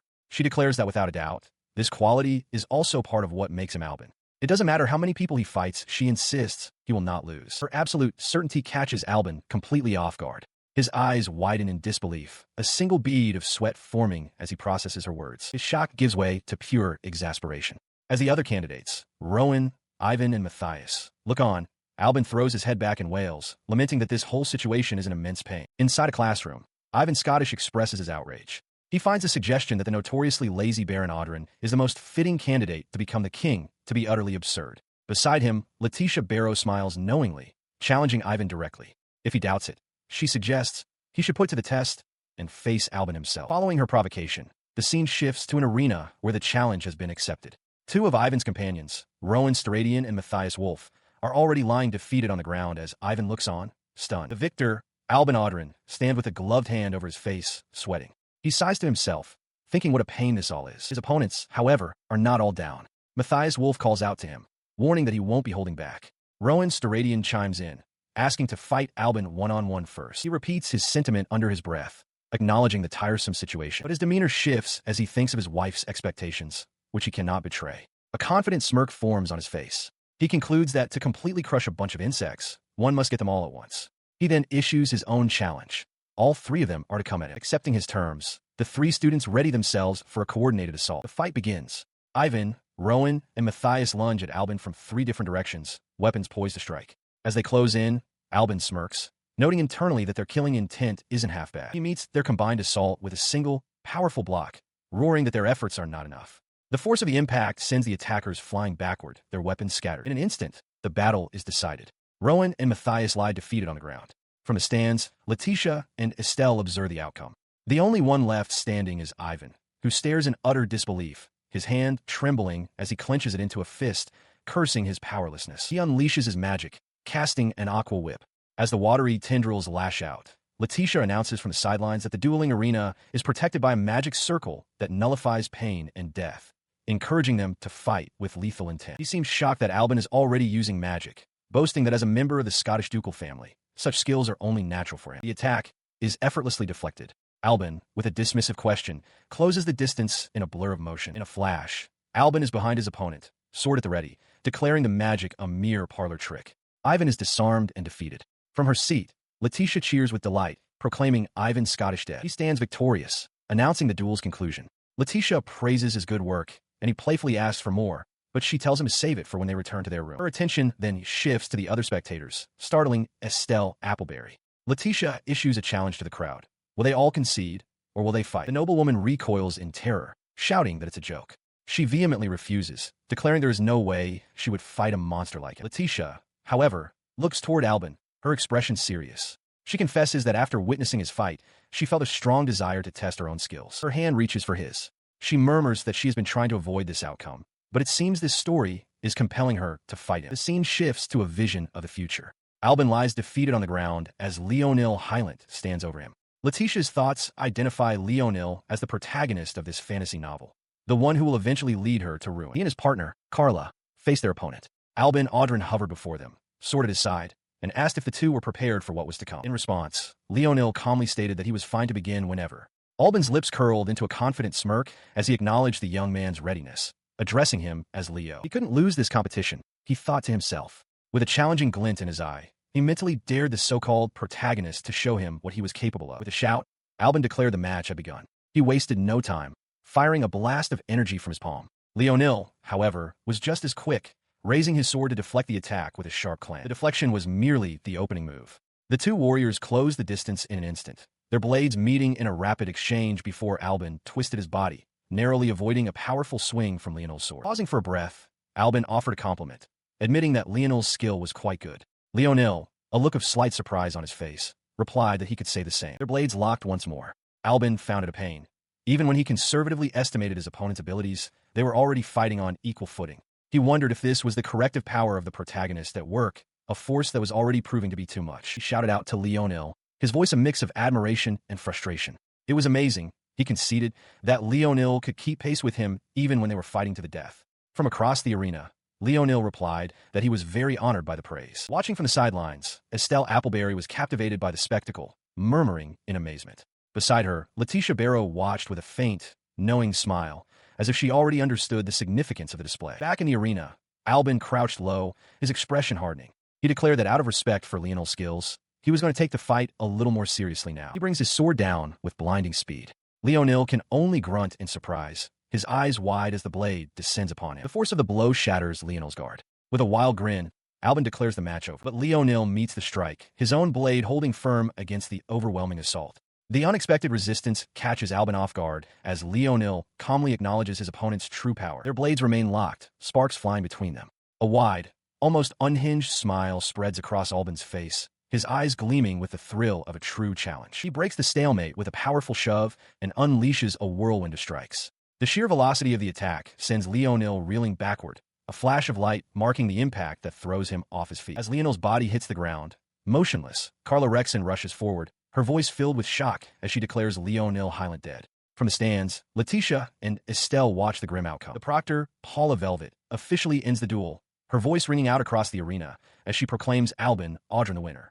The announcement seems to startle Albin, who looks up with a bewildered expression. But Leonil is not dead. He crouches on the ground, admitting to Baron Audrin that he was completely outmatched and couldn't keep up. He observes that Albin had to get serious midway through the fight. The comment infuriates Albin, who internally curses him, wondering how Leonil is so strong without any training. He rises to his feet, explaining that while he always had confidence in his sword skills, this duel has allowed him to truly comprehend his own abilities. Albin, regaining his composure, agrees, admitting that he too had a long way to go. A thoughtful smile touches Albin's lips. He reaffirms his earlier assessment. Leonil Hylant is dangerous. He knows that if Leonil surpasses him, just as the protagonist did in the novel, his own ruin will be inevitable. He stared at his defeated opponent, a single, troubling thought echoing in his mind. Could he truly allow this dangerous individual to continue on his path unchecked? As Albin wrestled with this internal conflict, Leonil Hylant's expression hardened with newfound resolve. He had come to a decision. He then sheathed his sword with a decisive click and approached Albin, who watched with clear confusion as the other student extended a hand toward him. But instead of a handshake, Leonil dropped to one knee. To Albin's complete astonishment, he bowed his head and made a solemn vow, declaring that he would become Albin's knight. He looked up, his gaze unwavering, and continued his proclamation. He announced that he would also recommend Baron Albin Audrin for an even greater role. His voice rang out across the arena for all to hear, nominating Albin to become the class king. The declaration sent a wave of shock through the crowd of students watching from the stands. Strolling through the city streets, Albin Audrin reflects on his recent fortune. He was meant to be destroyed by Leonil Hylant, the so-called king, but such concerns feel distant now. His victory in the duel has earned him a prize far greater, a date with Letitia. He savors a bite of food offered by Letitia, finding it exceptionally delicious simply because she is the one feeding him. She asks if he likes it, and he confirms he does. Blushing, Letitia explains that it's in return for him feeding her earlier. Their public display of affection draws the attention of two women nearby, who gossip about the students from the Prince's Academy being so intimate in broad daylight. Hearing their whispers, Letitia lowers her gaze, a hint of embarrassment on her face. Noticing her discomfort, Albin quickly takes her hand. He suggests they leave, mentioning he heard of a good tea shop in a nearby alley, and gently leads her away from the prying eyes. Her spirits lifted, Letitia points ahead with a bright smile, announcing that they have found the shop. Albin looks toward the building she indicated. From inside the tea shop, a young attendant peeks out the door. She sees Albin with a girl and seems to recognize him. Her eyes then shift as she identifies another person nearby as her classmate, Shanoa. A bell jingles as Albin and Letitia step inside. A kindly woman in an apron greets them warmly, welcoming them and inviting them to take any seat they like. The young attendant from before approaches the woman, her mother, informing her that preparations are complete. The mother's eyes fall upon the crest on Albin's uniform, and she remarks that he must be a student from the Royal Academy. The young attendant peeks through a curtain, her expression filled with a mixture of awe and apprehension as she watches the two nobles. Suddenly, Shanoa Grain steps forward, greeting them with a cheerful smile. The attendant freezes in shock, stammering their titles. B. Baron, Audrin, and Letitia. She demands to know why they are here. Her mother, however, remains calm, simply asking Shanoa if the newcomers are her school friends. The young attendant, apologizing for the wait, places a cup of tea and a scone on the table. As Letitia takes in the aroma, she correctly identifies the drink as Rahina tea from the Siren Highlands, much to the attendant's astonishment. The girl confirms it, impressed, and Letitia admits to being quite particular when it comes to tea. Albin takes a sip and agrees, remarking that it's delicious and pairs perfectly with the scone. Letitia then compliments Shanoa on her impressive skill, and the shop owner adds that the girl has always been a fast learner with many talents. The young attendant listens to the praise, visibly touched. This moment of praise brings a memory to the attendant's mind. She recalls her mother insisting that she go to a good school to secure a stable job, a suggestion her younger self met with a pained cry of protest. Her younger self had argued fiercely, declaring her intention to continue running the shop, reminding her mother that it was the precious place their father had left for them. The memory fades. Back in the present, Shanoa asks the attendant an unexpected question. Is she interested in becoming a king? The girl is flustered, stammering that she isn't the type to lead others, while Albin looks on thoughtfully. Letitia, however, offers a warm smile to the attendant. She declares that she loves the shop and will become a regular customer from now on, leaving the girl utterly surprised. Letitia adds that she feels they can get along well. As their visit concludes, Letitia asks Shanoa to make tea for her again after school the next day. Albin readily agrees, reaffirming how good the tea was. From outside, the cozy shop stands under the evening sky. The following day, however, Albin is alone, meticulously polishing his sword. He laments his bad luck, frustrated that he's the only one who can't go because of his duties, just after they've made plans. His solitary work is suddenly interrupted by a firm knock at the door. He turns, a questioning look on his face, wondering who the visitor could be. He opened the door to find a cheerful young woman standing before him. She greeted him by name, announcing she had come to play. His eyes widened in recognition of his visitor, Lockie Azalea. She breezed past him into the room, remarking on the size of his private dormitory, reminding him that she had told him she was coming. She insisted he should be happy that such a cute girl had gone to the trouble of visiting him. Albin, hand resting on the hilt of his sword, simply asked what she wanted. Lockie suggested they get to know each other now, admitting she was curious about him. Albin flatly rejected the idea, stating he wasn't happy to see her at all and knew nothing about her. His hand tightened into a fist.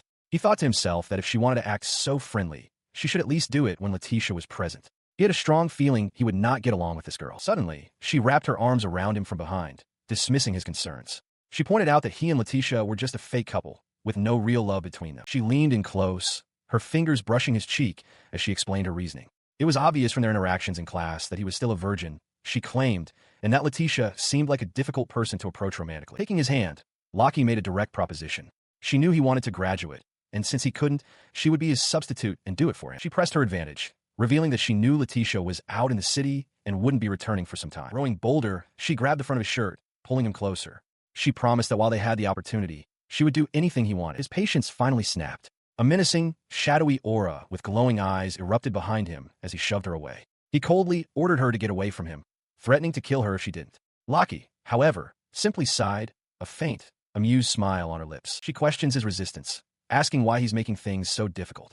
With a confident smile, she declares that he will surely become the king of Class F, especially with Letitia by his side to support him. She steps closer, explaining that since she lacks power and authority, she desires the queen's throne for herself. She playfully challenges him to try his best not to be conquered by her, adding that this is far from over. Just then, Letitia appears at the doorway, calling his name. She asks if he had a visitor, her senses picking up a lingering presence in the air. Her eyes fall upon Albin, who is sitting dejectedly on his bed, clutching his sword. He confesses that Laki had been there, attempting to set a honey trap, and that he managed to drive her away. Letitia reacts with stunned disbelief. Her shock gives way to a sharp inquiry.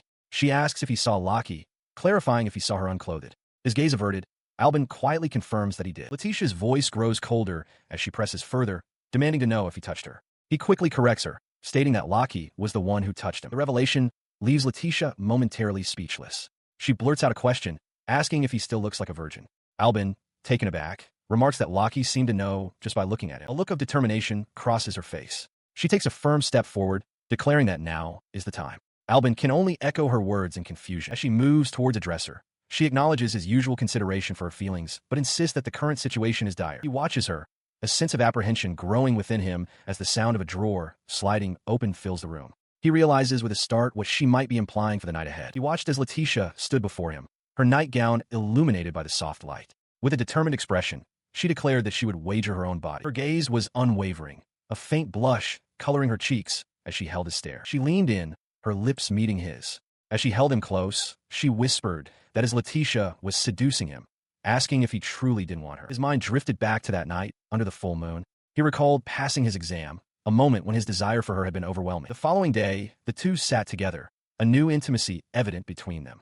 From a distance, Matthias, Estelle, and Shanoa watched, their expressions a mixture of shock and curiosity. From their vantage point, his friends discussed the change. Matthias commented that their aura felt different. Shanoa agreed, noting they seemed more confident than before. Estelle simply wondered what could have happened between them. Their speculation was cut short as Estelle burst into the room with a cheerful morning greeting for Albin. She teased him, suggesting he must have been unable to sleep the previous night from thinking about her. She continued, proposing they do something together that day. Her cheerful advance was met with stony silence from both Letitia and Albin, whose expressions had turned serious. With a flourish, Estelle snapped her fingers, creating a small spark of light in the air between them. A clear and playful challenge. She laughed, declaring that Letitia had let her guard down, calling her a little kitten who didn't even know how to tempt a man.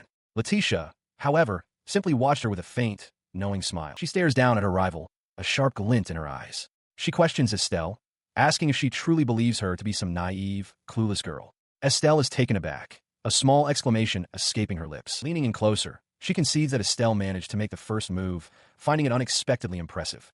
Nearby, Leonil Hylant watches the tense exchange, utterly bewildered by the situation. He turns to Albin Audrin for an explanation, addressing him as Baron Audrin, but Albin cuts him off, curtly stating that it's a hassle and not to ask. The two women take their seats, an intense, silent standoff beginning between them. Leonil then pledges his loyalty, reminding Albin that he is his knight and will be there for him should any trouble arise. He asks directly if Albin has any ambition to become the king. Albin dismisses the idea, claiming he isn't suited for the role. Instead, he declares his true desire, to grow stronger and one day surpass Leonil himself.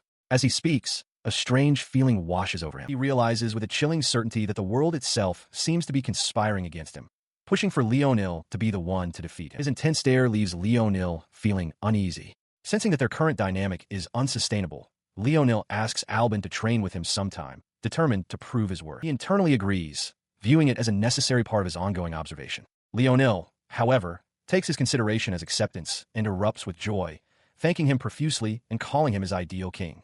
The sheer brightness of Leonil's sincerity is almost overwhelming for Albin. The moment is broken when Ivan Scottish slams his hand on their table. Leonil immediately questions if he's there to protest the results of their duel. From her seat, Shanoa Grain calls out to Ivan. A voice from the front of the classroom then commands everyone to listen. It is Ivan who stands before the class. He announces to everyone that he has a proposal concerning the election of the king. A confident, knowing smile spreads across his face as he prepares to continue. At the entrance to the Akatsuki dungeon, a place with a recommended level of 20 to 22, Ivan Scottish addresses the assembled students. He clarifies the terms of their contest, The one they call king must possess strength, intelligence, and courage. As proof of these qualities, whoever successfully brings back a herbal potion from the dungeon's deepest reaches will be acknowledged as the most courageous victor. He then turns his attention to Letitia and Shanoa, taking Letitia's hand as he asks if they are certain they do not wish to participate. Letitia calmly affirms their decision. As the group prepares, Shanoa expresses her confidence, while Letitia declares that Albin will be the first to conquer the dungeon. With a heavy thud, the gates swing open, and the F-class herbal potion scramble officially begins. Just inside, a hulking, horned goblin lets out a guttural roar. Rowan Steradian steps forward eagerly, weapon raised, boasting that this time he will be the one to shine. Estelle Appleberry calls out from behind, chiding him for getting excited over a mere croco goblin. She looks down with a faint, dismissive smile, muttering that they are simply in her way. Before anyone can react, Estelle leaps forward, bringing a massive bandage club down upon the goblin's head. The creature's skull shatters on impact, stunning Matthias and Rowan into silence as they witness the raw display of power. The force of her blow obliterates the goblin entirely. As she lands, she coolly commands its remains to scatter. Her classmates are aghast at her strength, recognizing her as the rumored good game girl. Estelle, however, simply thanks the creature for the warm-up. While the others are reeling from the display, Albin Audrin seizes the opportunity, sprinting past them deeper into the dungeon. Estelle calls out for him to wait, thanking him for clearing the path. He glances back, acknowledging her praise of his impressive speed. Watching from a distance, Ivan Scottish smirks. He concedes that in terms of pure movement, he cannot match Albin. However, he reflects that the outcome will be different if he resorts to using speed-enhancing magic. His expression hardens as he wonders aloud, addressing the absent Baron Audrin, questioning if he truly has no intention of backing down from the contest for the king's throne. Within the dungeon, Albin Audrin addresses his unseen rival, apologizing for the delay. He muses that there are others who seem displeased with the current power dynamic between the two of them. His thoughts are interrupted by the cheerful arrival of Estelle Appleberry and Leonil Hylant, who grandly introduces himself as the knight. Ivan Scottish follows them, a look of apprehension on his face, while Albin's expression sours at the intrusion. Estelle ignores his mood, declaring that it is now their turn and that they should all proceed into the deeper section together. Muttering under his breath about the noise, Albin joins the others as they run forward into the dungeon's depths. They emerge into a massive, empty cavern. Stepping into the vast space, Albin confirms that this is the deepest part of the dungeon, but notes the conspicuous absence of any herbal potions. As Estelle wonders if this means one is about to appear, Ivan voices his suspicion, questioning why teleportation magic would be present in such a place. Suddenly, his eyes widen. A brilliant light erupts from the ground. Albin shouts a warning for everyone to get back, specifically calling to Laki as he shoves her out of the path of a violent magical burst. The blast slams into the ceiling, showering the area with falling rock. Amidst the chaos, Leonil calls out to check if everyone is safe. Ivan can only stare in stunned silence. As the dust begins to clear, a hulking silhouette takes form. A massive, one-eyed monster stands before them, an unconscious person draped over its shoulder. Ivan breathes its name in disbelief, a cyclops. Estelle and Laki look up at the creature, stunned. Estelle wonders aloud how such a rare monster could possibly be here. The cyclops glares down, its single eye wide with feral intensity. Ivan stares in open-mouthed horror, realizing with dawning dread that this situation is completely different from the information they were given. He glances toward Albin, who is still on the floor from his evasive maneuver. He reacted instantly, slamming his fist into the cavern floor. The ground erupted with a deafening crack, the force of the impact staggering the massive cyclops. The monster recovered quickly, swatting Ivan through the air. His classmates cried out his name in alarm, but their shock was cut short by a sudden, dark blur. Albin Audrin moved with impossible speed, his face twisted into a predatory grin as he intercepted the beast. He sneered, dismissing the powerful creature as nothing more than a lump of flesh that shouldn't get cocky. He didn't spare the monster another glance, instead issuing swift commands to his companions. He ordered Laki to take care of Ivan, to which she agreed. Then, his sharp gaze fell upon Leonil. With a confident smirk, Albin told Leo to follow him, declaring it was time to teach the creature a lesson. Estelle watched, utterly mesmerized by his sudden transformation. Leonil's face hardened with resolve as he agreed to Albin's command. In that moment, the Cyclops' grip tightened on the unconscious figure it carried. Albin drew his blade, his posture radiating lethal intent as he addressed his companion with a title of profound reverence. My king. Before a set of large, imposing doors, Letitia, Shanoa, and Estelle have gathered. Letitia turns to Shanoa, asking if she has managed to find the potion herbs they were looking for. With a worried expression, Shanoa shakes her head, explaining that she hasn't seen any yet and presumes they must be further inside, where Albin has already ventured. Her concern is evident as she admits to worrying about everyone. Letitia gazes toward the dungeon's entrance, confessing that since she's never been in one, she doesn't know much, but she is certain that Albin is fine. She continues, stating that the more unsettling issue is that the monsters haven't been completely wiped out yet. As she speaks, a small, boastful image of Albin appears in her mind's eye, declaring he's cleared the whole dungeon, a thought which startles Shanoa. With a gentle smile, Letitia reassures Shanoa that she will surely meet him soon. Shanoa looks on, deeply moved by Letitia's unwavering trust in Albin, and finds herself wishing she could one day possess such faith in someone. Suddenly, a massive, shadowy figure materializes behind them, raising a crude club high into the air. Letitia cries out Shanoa's name as she forcefully shoves her friend to safety. The devastating blow never lands. From above, Albin and Leonil descend, their swords meeting the club with a deafening clang. The impact generates a blinding flash of light, the force of the collision sending both young men hurtling backward through the air. They land on their feet, ready for battle. Albin remarks that this brute is tougher than he expected. Leonil, kneeling beside him, agrees, adding that the creature's light beam is also a problem. Albin smirks, having noticed a vulnerability. There's a time lag before it can fire its next shot. The Cyclops bellows, declaring its intention to finish them in one go. In response, Albin coolly tells Leonil to get ready. The monster's single, massive eye begins to glow with intense power, gathering energy for a devastating blast. As Leonil looks up from the ground, Albin steps directly in his path, blocking his view of the creature. With a challenging smirk, Albin asks if Leonil is only watching him, then firmly states, "I won't let you." He commends Leonil for a job well done as the young man's blade strikes the Cyclops' single eye.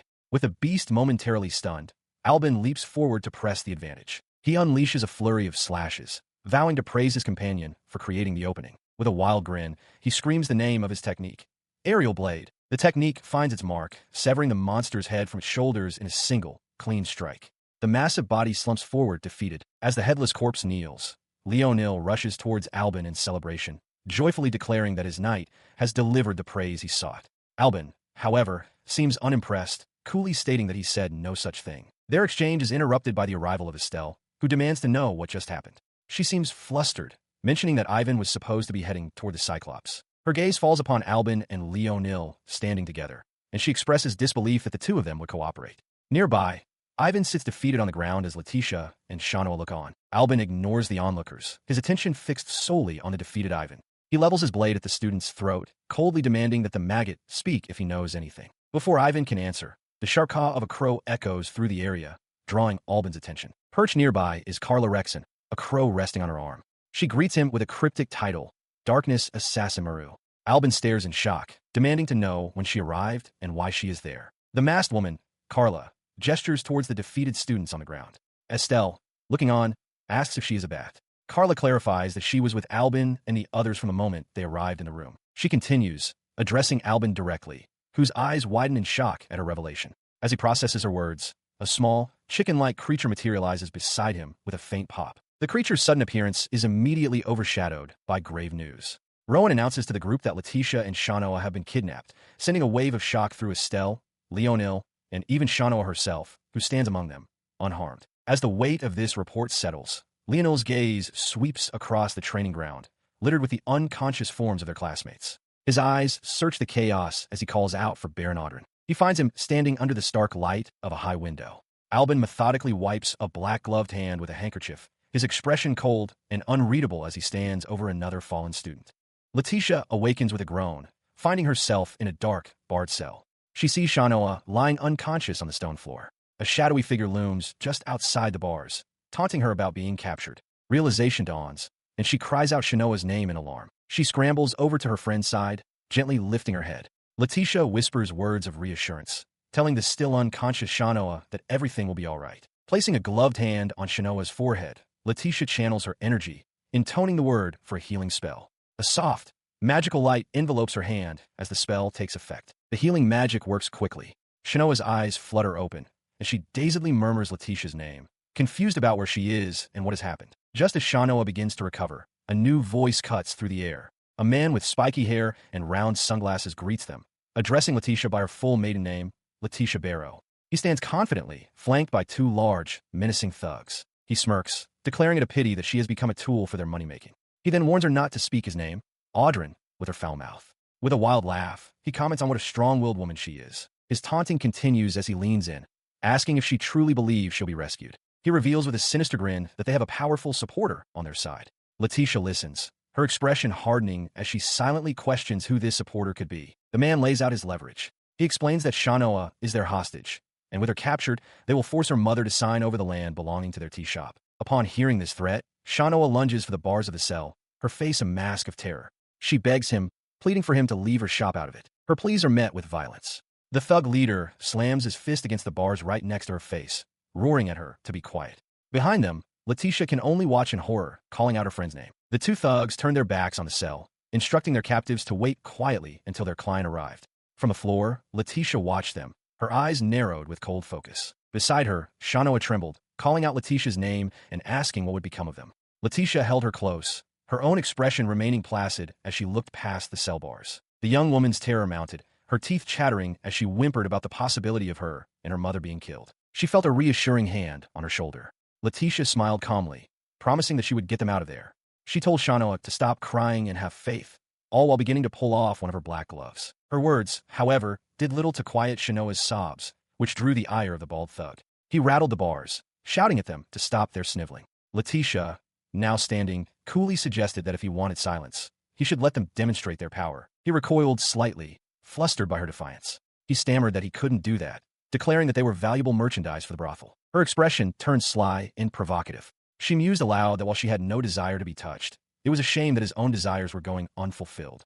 She called his predicament pitiful. Enraged by her mockery, the bald thug roared that if she wanted it that badly, he would grant her wish. He thrust his arm through the bars to grab her, but with impossible speed, Letitia caught his fist in her bare hand, stopping his attack completely. Before he could react, she twisted his arm with immense force. A sickening crack echoed through the cell as his bones snapped, his body contorting in agony. Shanoa gasped in disbelief, while the other thug stared, frozen in shock, at his comrade's grotesquely broken limb. She could only watch as the remaining conscious thug scrambled to his feet and fled, cursing, while his accomplice lay stunned on the floor. Her companion, Letitia, was not finished.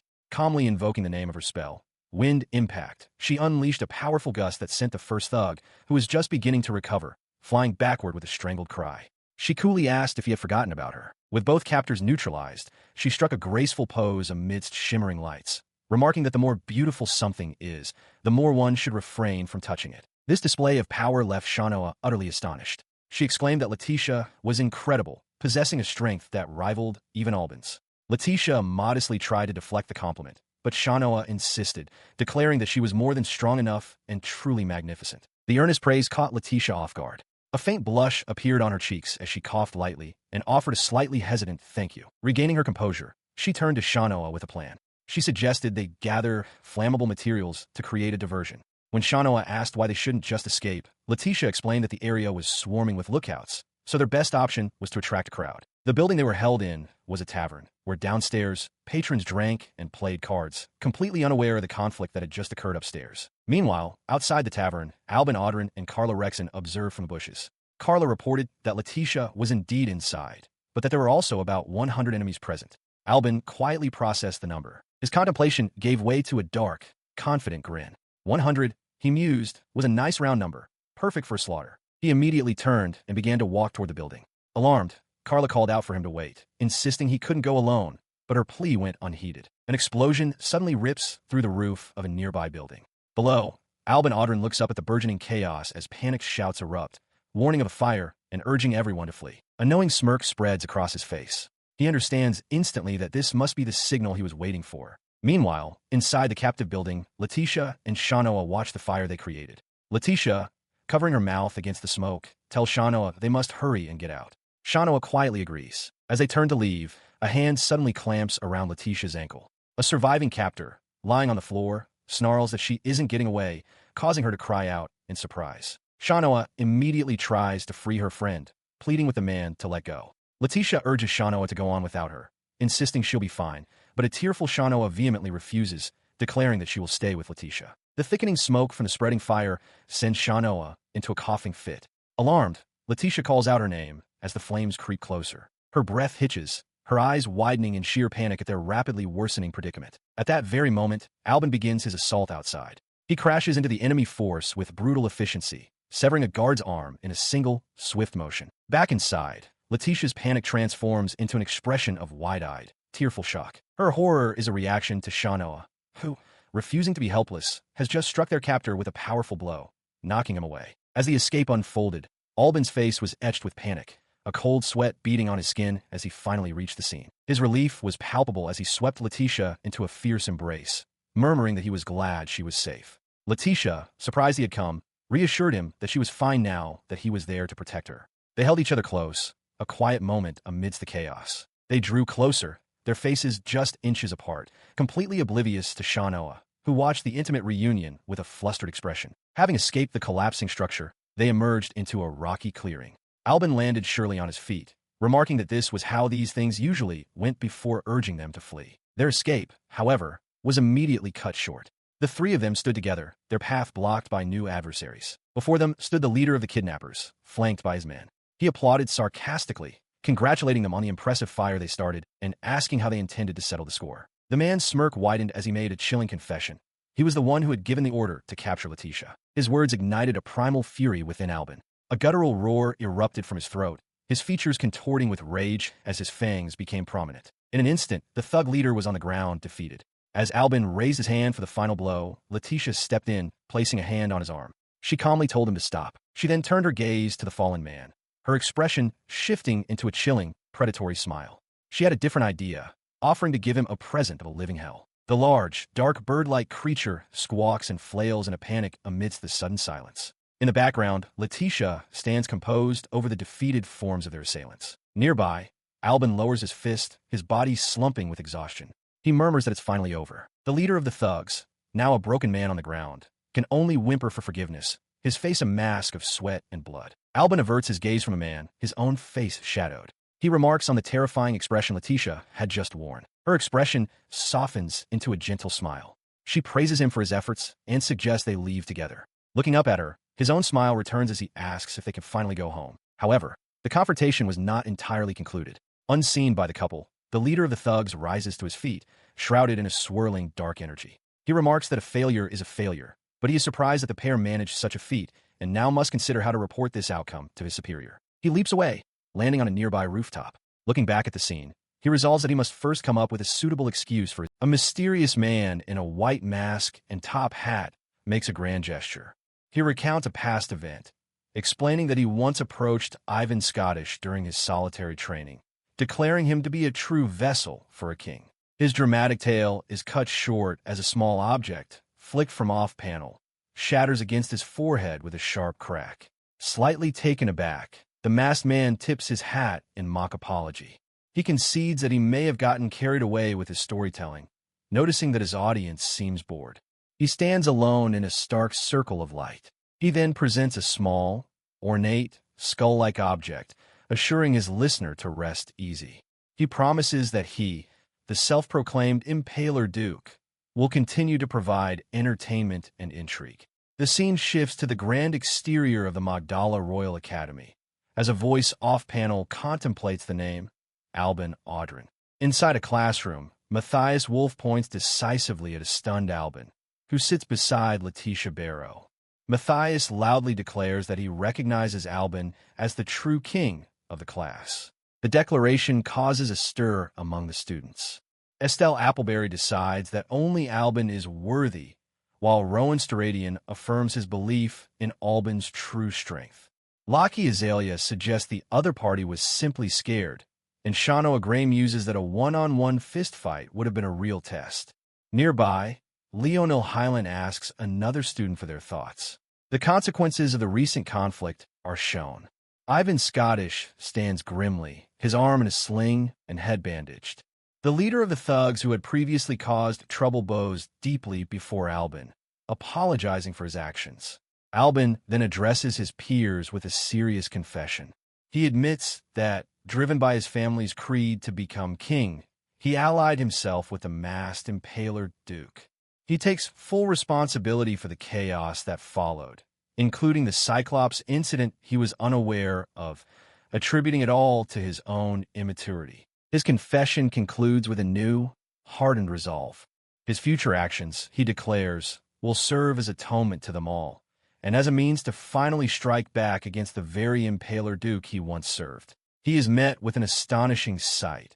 Ivan Scottish, the very student he just defeated, kneels before him with arms crossed in a gesture of fealty. Ivan formally requests that Baron Audrin become their king. Albin questions if this means he is forgiven. With his arm now in a sling, Ivan insists that Albin should be pardoned, reasoning that only the two of them are aware of the Impaler Duke's existence. As he processes this, Letitia steps forward, declaring her intent to make him the king of the academy. Though he seems flustered, she leans in close with a confident smile, amending her vow. She will make him the greatest noble in the entire country. The sentiment spreads. Professor Paula Velvet announces with theatrical flair that from this day forward, F-Class will pledge absolute, undying loyalty to Albin Audrin. The class cheers in agreement, much to Albin's confusion. He asks Professor Velvet if she is also part of this, and she proudly proclaims herself the Emperor.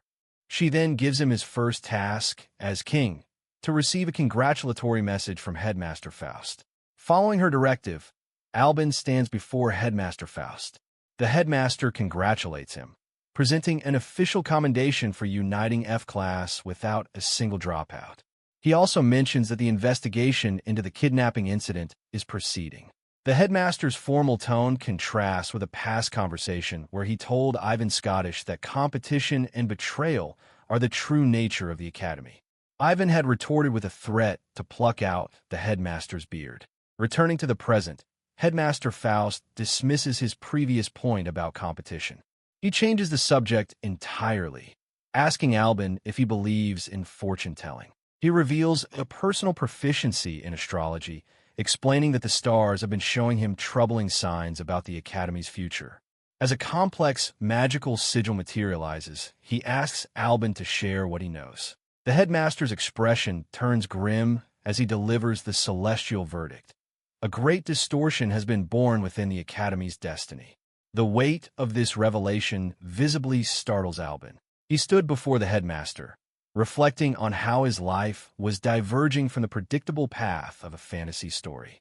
The stars, Headmaster Faust began, indicate destiny. He then asked if Albin had any inkling as to what this could mean. Albin's gaze was steady. He replied that even if he didn't know, his answer would remain the same. His expression twisted into a confident, almost predatory grin. He declared that if anyone, even fate itself, tried to tear him and Letitia apart, he would utterly destroy it. The headmaster let out a hearty laugh, finding the boy's defiance truly interesting. He mused that this must be why the stars spoke of him in such a way. His amusement fading, Faust shifted the topic to the recent kidnapping attempt on Letitia Audrin. He posited that the Valrand royal family itself might be involved. Albin reacted with shock.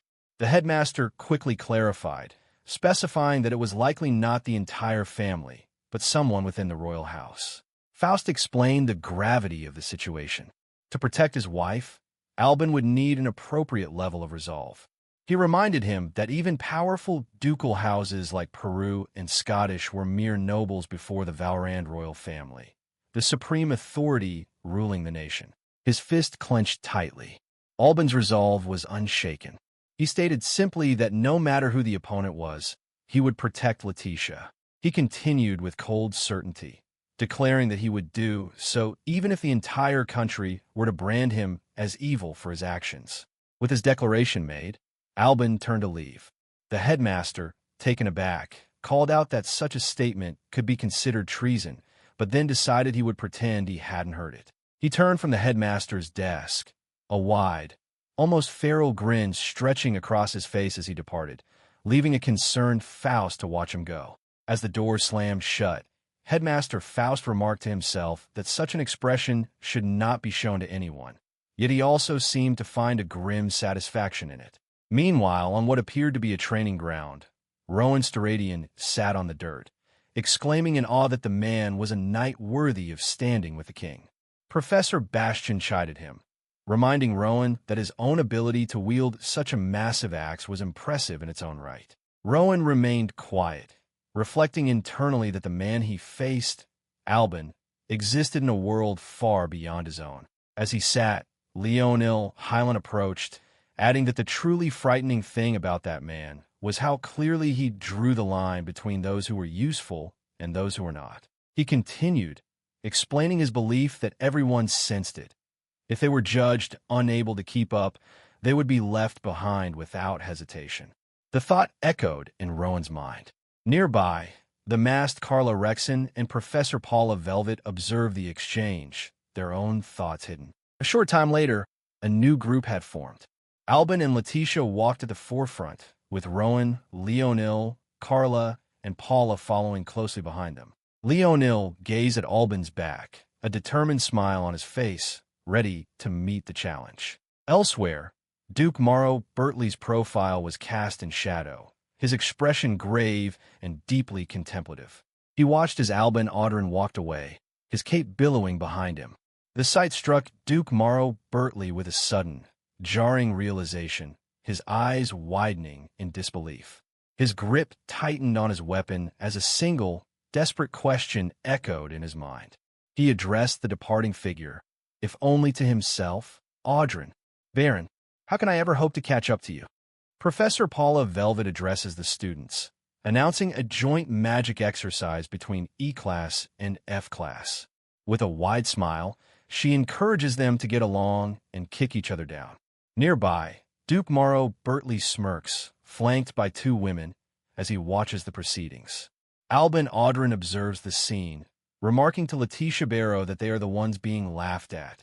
Letitia replies with dry sarcasm that it is an honor. Despite the taunts, he pumps his fist, shouting encouragement to his classmates to do their best.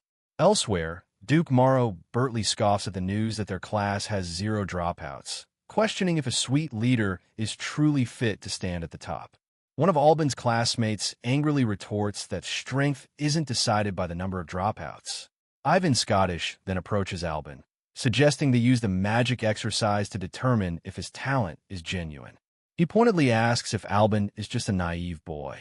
Watching them, Duke Morrow Bertley muses that Albin's field of vision is narrow, wondering if his glasses are merely for decoration. Suddenly, another student steps forward, loudly introducing himself as Mycrold Caffaro, the king of E-class.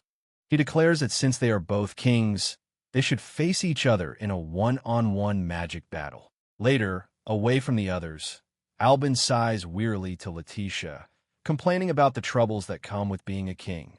She simply looks at him and says his name. Her expression hardens as she firmly grips a heavy mace. The words of Headmaster Faust echo, stating that to protect his wife, one needs the appropriate resolve.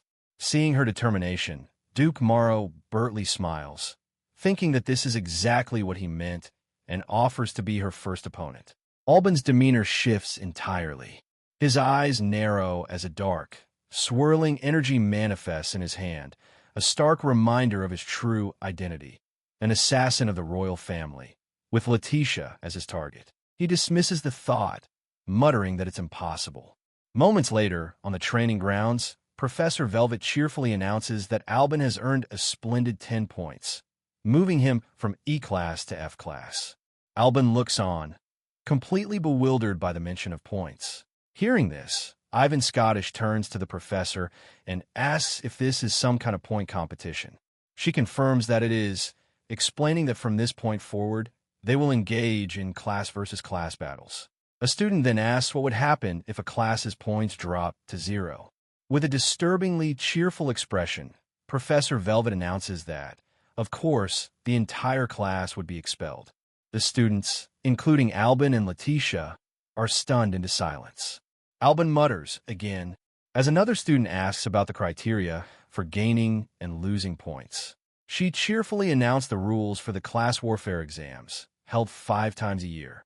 These exams, she explained, were designed to demonstrate the power disparity between classes.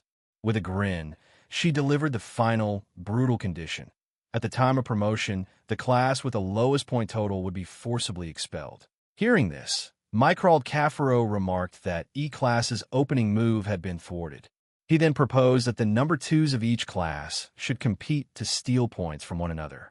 Rowan Steradian grew eager for a fight, but Shano Agrain held him back, insisting she would go.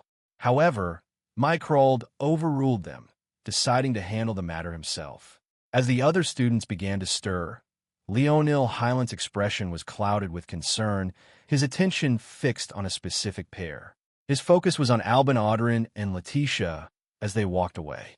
Albin quietly noted that if the one approaching was a knight, then it would be fine. Mycrold suddenly appeared before them, remarking how unexpected it was for Albin to announce himself. In a flash, Albin's gloved hand shot out and seized Mycrold's arm. At that exact moment, Leonil rushed in, shouting for Baron Audrin to wait. Having caught up, he asked if Albin was going to help Lady Letitia, then pleaded to be allowed to accompany them. He looked at Albin earnestly, declaring his desire to become a source of strength for him, to serve as his knight. In response, Albin turned his back, his grip on Mycrold's arm still firm.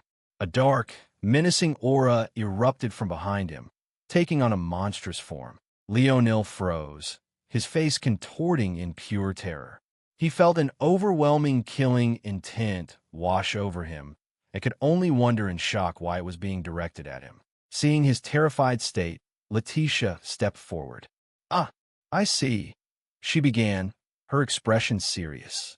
"You see from now on." As Letitia begins to speak, Leonil remains lost in the chilling memory of Albin's power. He watches the dark figure walk away from a pile of defeated bodies, wondering if Albin is destined to sink into a sea of blood. He questions how much resolve he truly lacks, prompting Letitia to gently tell him to calm down. His mind flashes back to a grueling training session with Professor Velvet. He recalls kneeling in defeat, admitting his arrogance and thinking he had grown closer to her by crossing swords. She had merely been indulging his night game. With her blade pressed against his neck, the professor's words had cut deep. He never possessed the qualifications to stand beside her in the first place. The memory stings with his current feelings of inadequacy. After the intense lesson, Professor Velvet had cheerfully changed the subject, announcing it was time for magic practice. She declared that his failure didn't count and his points were confirmed, leaving a stunned Leonil to simply apologize. Snapping back to the present, he listens as Letitia continues. She explains that Albin's terrifying display was because her own life was on the line at that moment. She drifts into a fond memory of that time, recalling how she asked Albin if she had looked cool. He had simply agreed, admitting that perhaps he had been overthinking things. His conversation with Letitia finished. Leonil walks alone through the town streets, lost in thought as he processes everything he has just learned about Albin. Meanwhile, Albin finds himself in a baffling situation. He stands before Rowan, Matthias, and Shanoa, who are all eating hot dogs. He demands to know what is going on, as Rowan claims they are simply deepening their bond as men. Shanoa observes that it must be his first time with junk food, while Matthias questions if it's really that good. Rowan cheerfully offers a hot dog to Albin, insisting that a lord should get along with his retainers.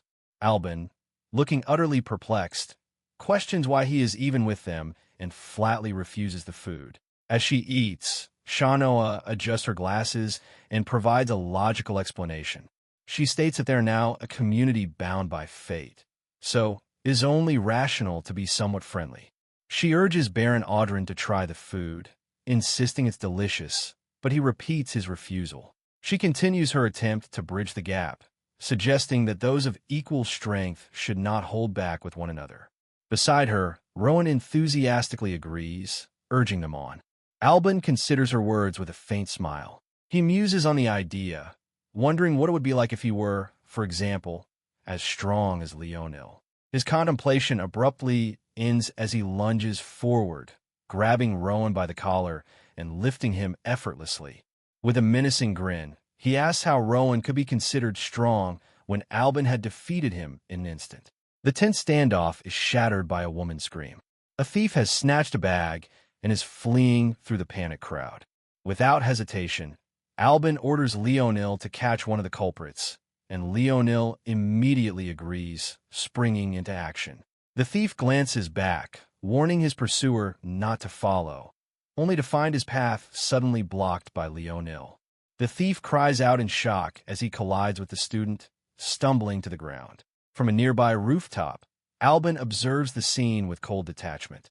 He wonders aloud how long the thief intends to play this game of tag. With a sharp command, he orders something called Esmeralda to freeze the man. At his command, a massive spire of ice erupts from the cobblestones, instantly encasing the thief. From within the freezing magic, an ethereal, spirit-like woman with long, flowing hair emerges, much to Albin's surprise. She floats gracefully before him, identifying herself as a distinguished student from the Royal Academy who is also pursuing the Snatcher. Albin can only stare, stunned by the appearance of Spirit. Leonil rushes to the scene, calling out to Bernardin. He looks around, confused about who managed to apprehend the thief. His eyes then fall upon the floating figure beside Albin. A look of utter disbelief crosses his face as he recognizes her. Stammering, "Lady Letitia," he and Albin could only stare up in stunned silence as the ethereal woman addressed them. Her gaze settled on Albin as she questioned if he was Bernardin. Flustered, Albin stammered a confirmation.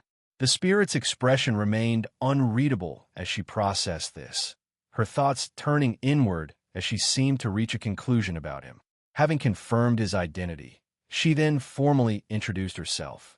With a calm grace, she announced that her name was Olivia Barrow. The surname sent a fresh shock through Albin and Leonil, who could only echo Barrow in disbelief.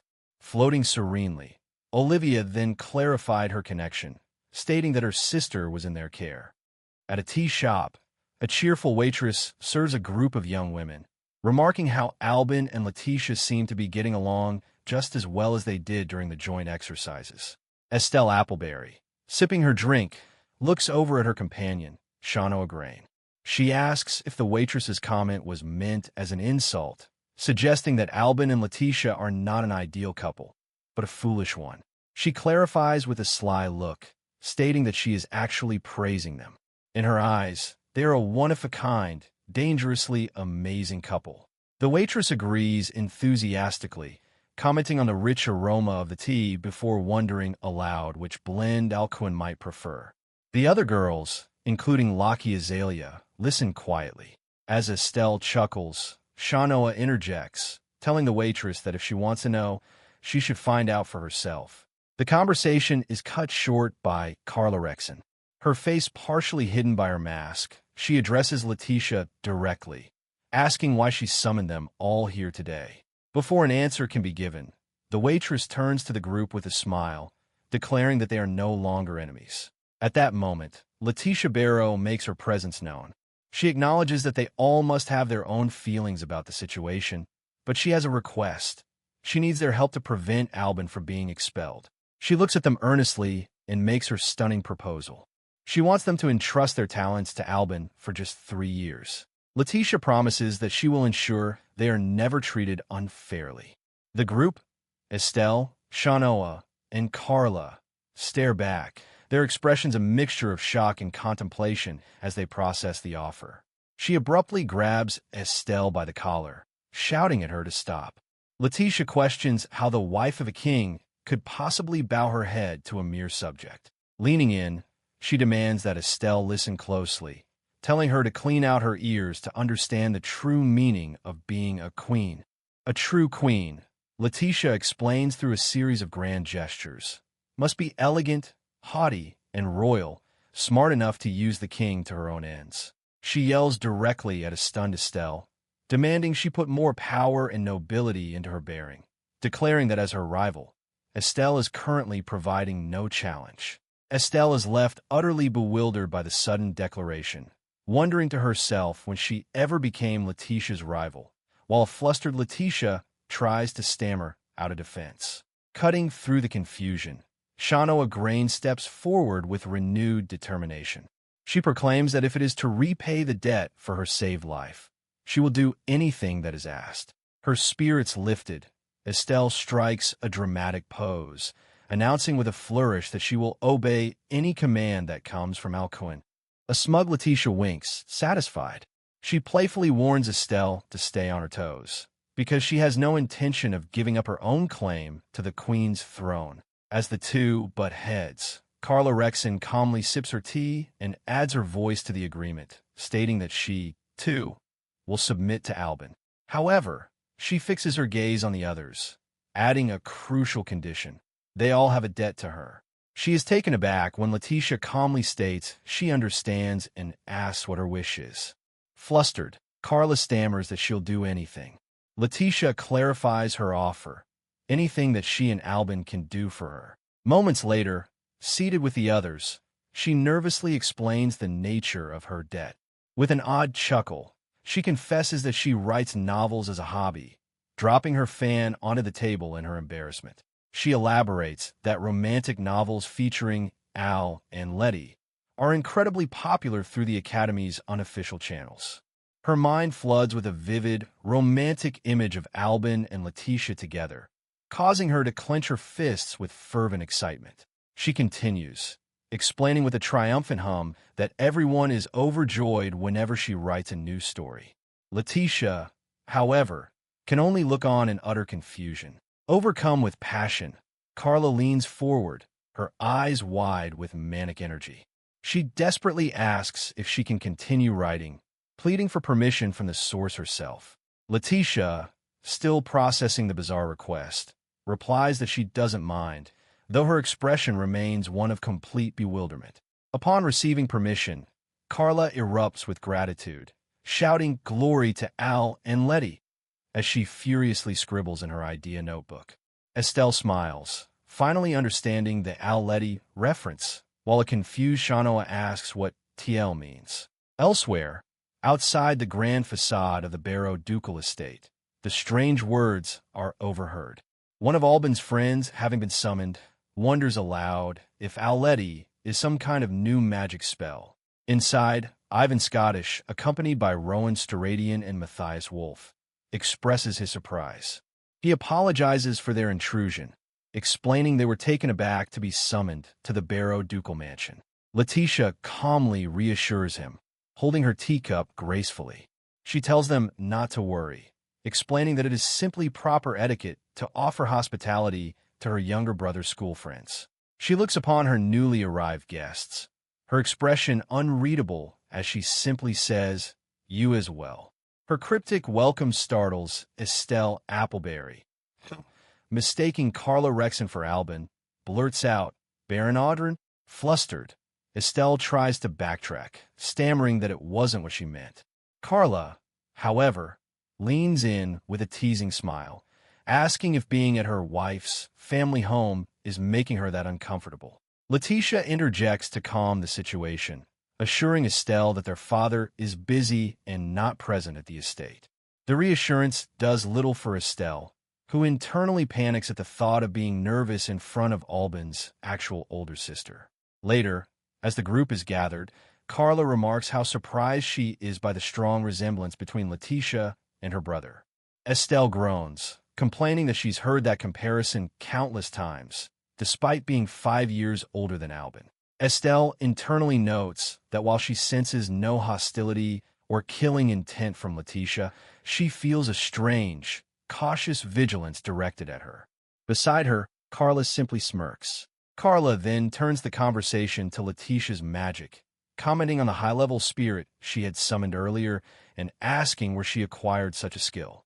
Letitia coolly replies that being able to do that much is only natural for her. She continues, explaining it's expected of someone who works for the Ministry of Magic. The revelation sends a shock through Rowan, Ivan, and Matthias. The name of the institution makes Estelle's blood run cold. She recalls that the Ministry of Magic is a research body for the most elite mages and anxiously wonders if Letitia is more powerful than she is. A bad feeling washing over her, she speaks up, asking if she might pose a question as well. Elsewhere, in a place unknown, an unseen figure holds a cup of tea and quietly asks an associate, "Is Letitia doing well?" She expressed her relief, noting that she hadn't been exchanging letters for some time. Albin, however, seemed taken aback by the news. He then laughed, surprised that her work had become such a topic of discussion. Letitia added that she had also heard talk of how close they were. With a playful grin, he asked if he could borrow the restroom. Beside him, Carla Rexon flushed, quietly telling him to be respectful. Letitia, however, simply offered to guide them, telling them not to be so reserved. She then led the group of friends through the grand estate. Meanwhile, the others remained at the table, processing the revelation. They marveled that the Barrow family included an elite from the Ministry of Magic, with Matthias giving a thumbs up and wishing their king, Albin, good luck. The weight of the situation pressed down on Albin. He found it incredibly nerve-wracking to be under the scrutiny of his intended's older sister, feeling as though he were being judged. His anxiety did not prevent him from noticing the sheer opulence of the estate. He was awestruck by the power and prestige of one of the nation's most prominent families, a world Letitia was clearly a part of. His attention then settled on Letitia, who was cheerfully surrounded by small, fluffy creatures. She commented on the efficiency of their rooms being close, and as he watched her, Albin felt a wave of affection, thinking to himself what a wonderful bride she was. This feeling solidified into a firm resolve. With a sincere and determined expression, he declared that to him, she was the most important person in the entire world. Hearing such words from the man, known as the worst and most wicked baron, left Letitia momentarily stunned. She couldn't help but marvel that he was capable of such a heartfelt statement. Her stunned silence broke, replaced by a cold, appraising gaze. Looking down at Albin, who stood alone in a stark circle of light, she decided she would put his sincerity to the test. He was suddenly overcome with a profound sense of disorientation, wondering what was happening. The world seemed to warp around him as he questioned if he had somehow lost consciousness, and if so, when it had happened. His confusion mounted as he tried to make sense of his surroundings. Something flickered in his vision, and his eyes widened as they reflected a terrifying sight, a raging fire. The vision solidified into a horrifying reality. Before him, his own home was engulfed in flames. A cry of pure shock tore from his throat.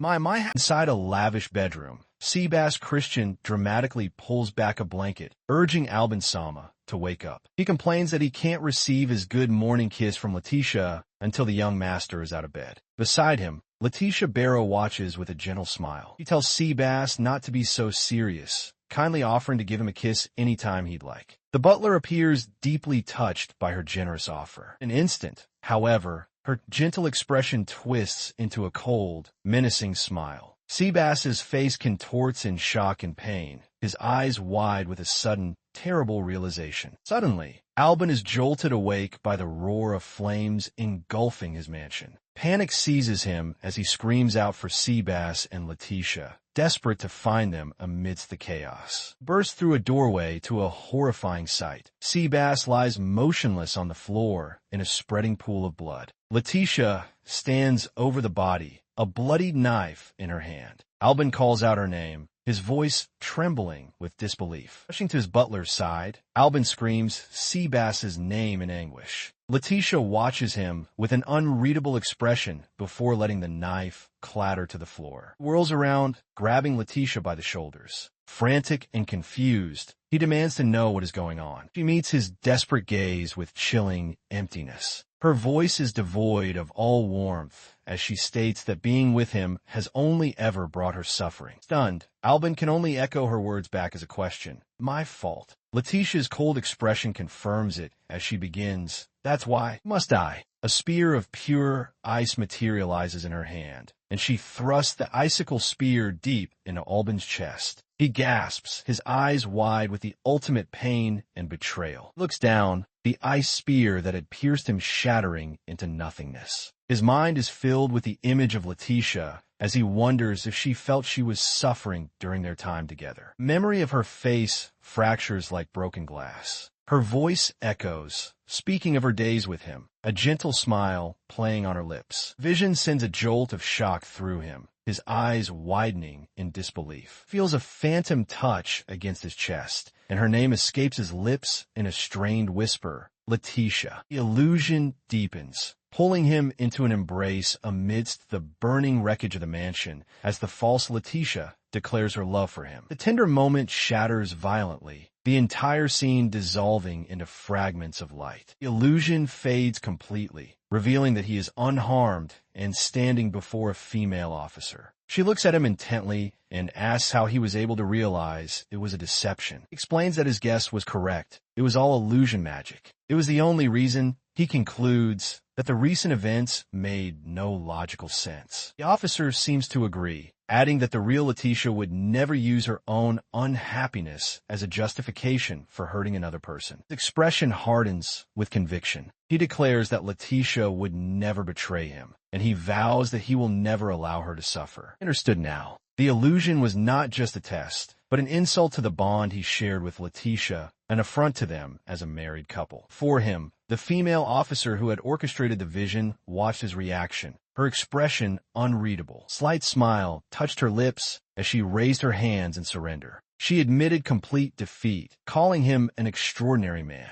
Then, with a hint of amusement, she thanked him for the praise before asking why he had cast illusion magic on her. She continued, explaining that she had initially assumed his devotion was just a common trick. Her true motive, she declared, was for the sake of her beloved, cute little sister, Letitia. With Albin looking stunned, she questioned if there could be any other reason to test whether he was worthy of being Letitia's husband. Composure broke into a passionate declaration. She praised Letitia as smart, brave, and the most beautiful girl in the country, so perfect that she wished to keep her by her side forever. In a fond memory, a young Letitia calls her big sister. The officer proclaimed that no woman in the world could possibly surpass her ideal sibling. Hearing this, Albin clutched his chest, a look of profound understanding on his face. He knew her feelings exactly, for they mirrored his own. In their shared moment of adoration, a vision of Letitia appeared before them, resplendent with angelic wings and a halo. Her sister called her an ideal, a genius, an angel, and Albin readily agreed, declaring that no other angel could ever surpass her. Sister's expression then hardened. She confessed that when she heard Letitia's engagement to Duke Morrow was canceled, she was so consumed by hatred that she couldn't sleep for an entire month. Seeing her distress, Albin gently placed a hand on her head. He assured her that he understood completely, recognizing that she must have been carrying this burden all by herself. His comforting expression twisted into one of pure fury. He understood perfectly now. Anyone who dared to hurt Letitia, he vowed, deserved to rot in hell. He begins to object, but trails off, still processing their newfound alliance. Letitia's sister, flustered, reminds him that he was the one who ultimately resolved all of Letitia's problems. She explains that after their father was forced to marry Letitia to him, she received a single letter from her sister which simply said, "Now I live happily." Initially, she couldn't believe it and felt she had to see for herself what kind of man the so-called lowest and worst baron truly was, leading her to apologize for her deception. He acknowledges her reasoning, understanding her situation and concern. However, he points out that it would have been simpler for her to just go and meet Letitia directly if she was that worried. She clenches her fist, explaining that she was forbidden from doing so by their father. With a surge of determination, she declares that it makes no difference, as she will ultimately be the one to seize control of the Barrow family's power. Albin is taken aback by her bold proclamation. A knowing smile spreads across her face as she addresses him by his full name,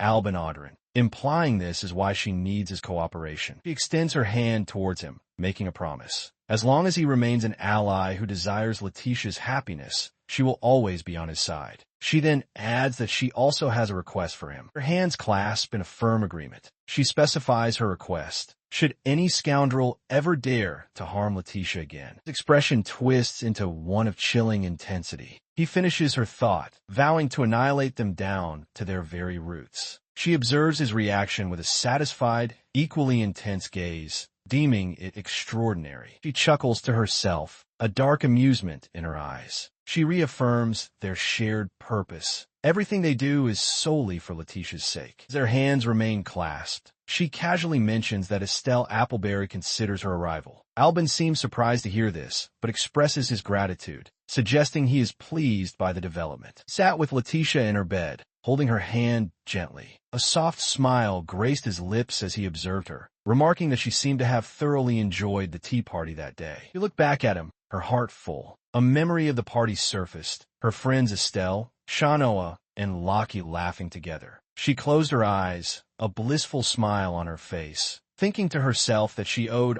all of this newfound happiness and friendship to him. She voiced this gratitude aloud, clarifying that it wasn't just happiness she felt, but profound thankfulness. For the first time, she explained, she had friends of her own. Albin listened, his expression warm and content. Smile faltered slightly as he pulled her closer into an embrace. He confessed a burgeoning fear that as Letitia grew and found her own way, she would drift further and further from him, eventually leaving him all alone. She quickly refuted his fear, squeezing his hand tightly for emphasis. While she was indeed happy to have friends, she assured him that was an entirely separate matter from her feelings for him. Leaning closer, she looked into his eyes and told him that being with him like this, in this quiet moment, was what brought her true happiness. She whispered that her Albin was more precious than anything, and then she closed the distance, kissing him. As their lips met, a conflicting thought echoed in her mind. The truth was that being by his side would only make him suffer. Pulling back from the kiss, she immediately wrapped her arms around him, holding him tightly. "I won't say such things," she murmured, burying his face in her shoulder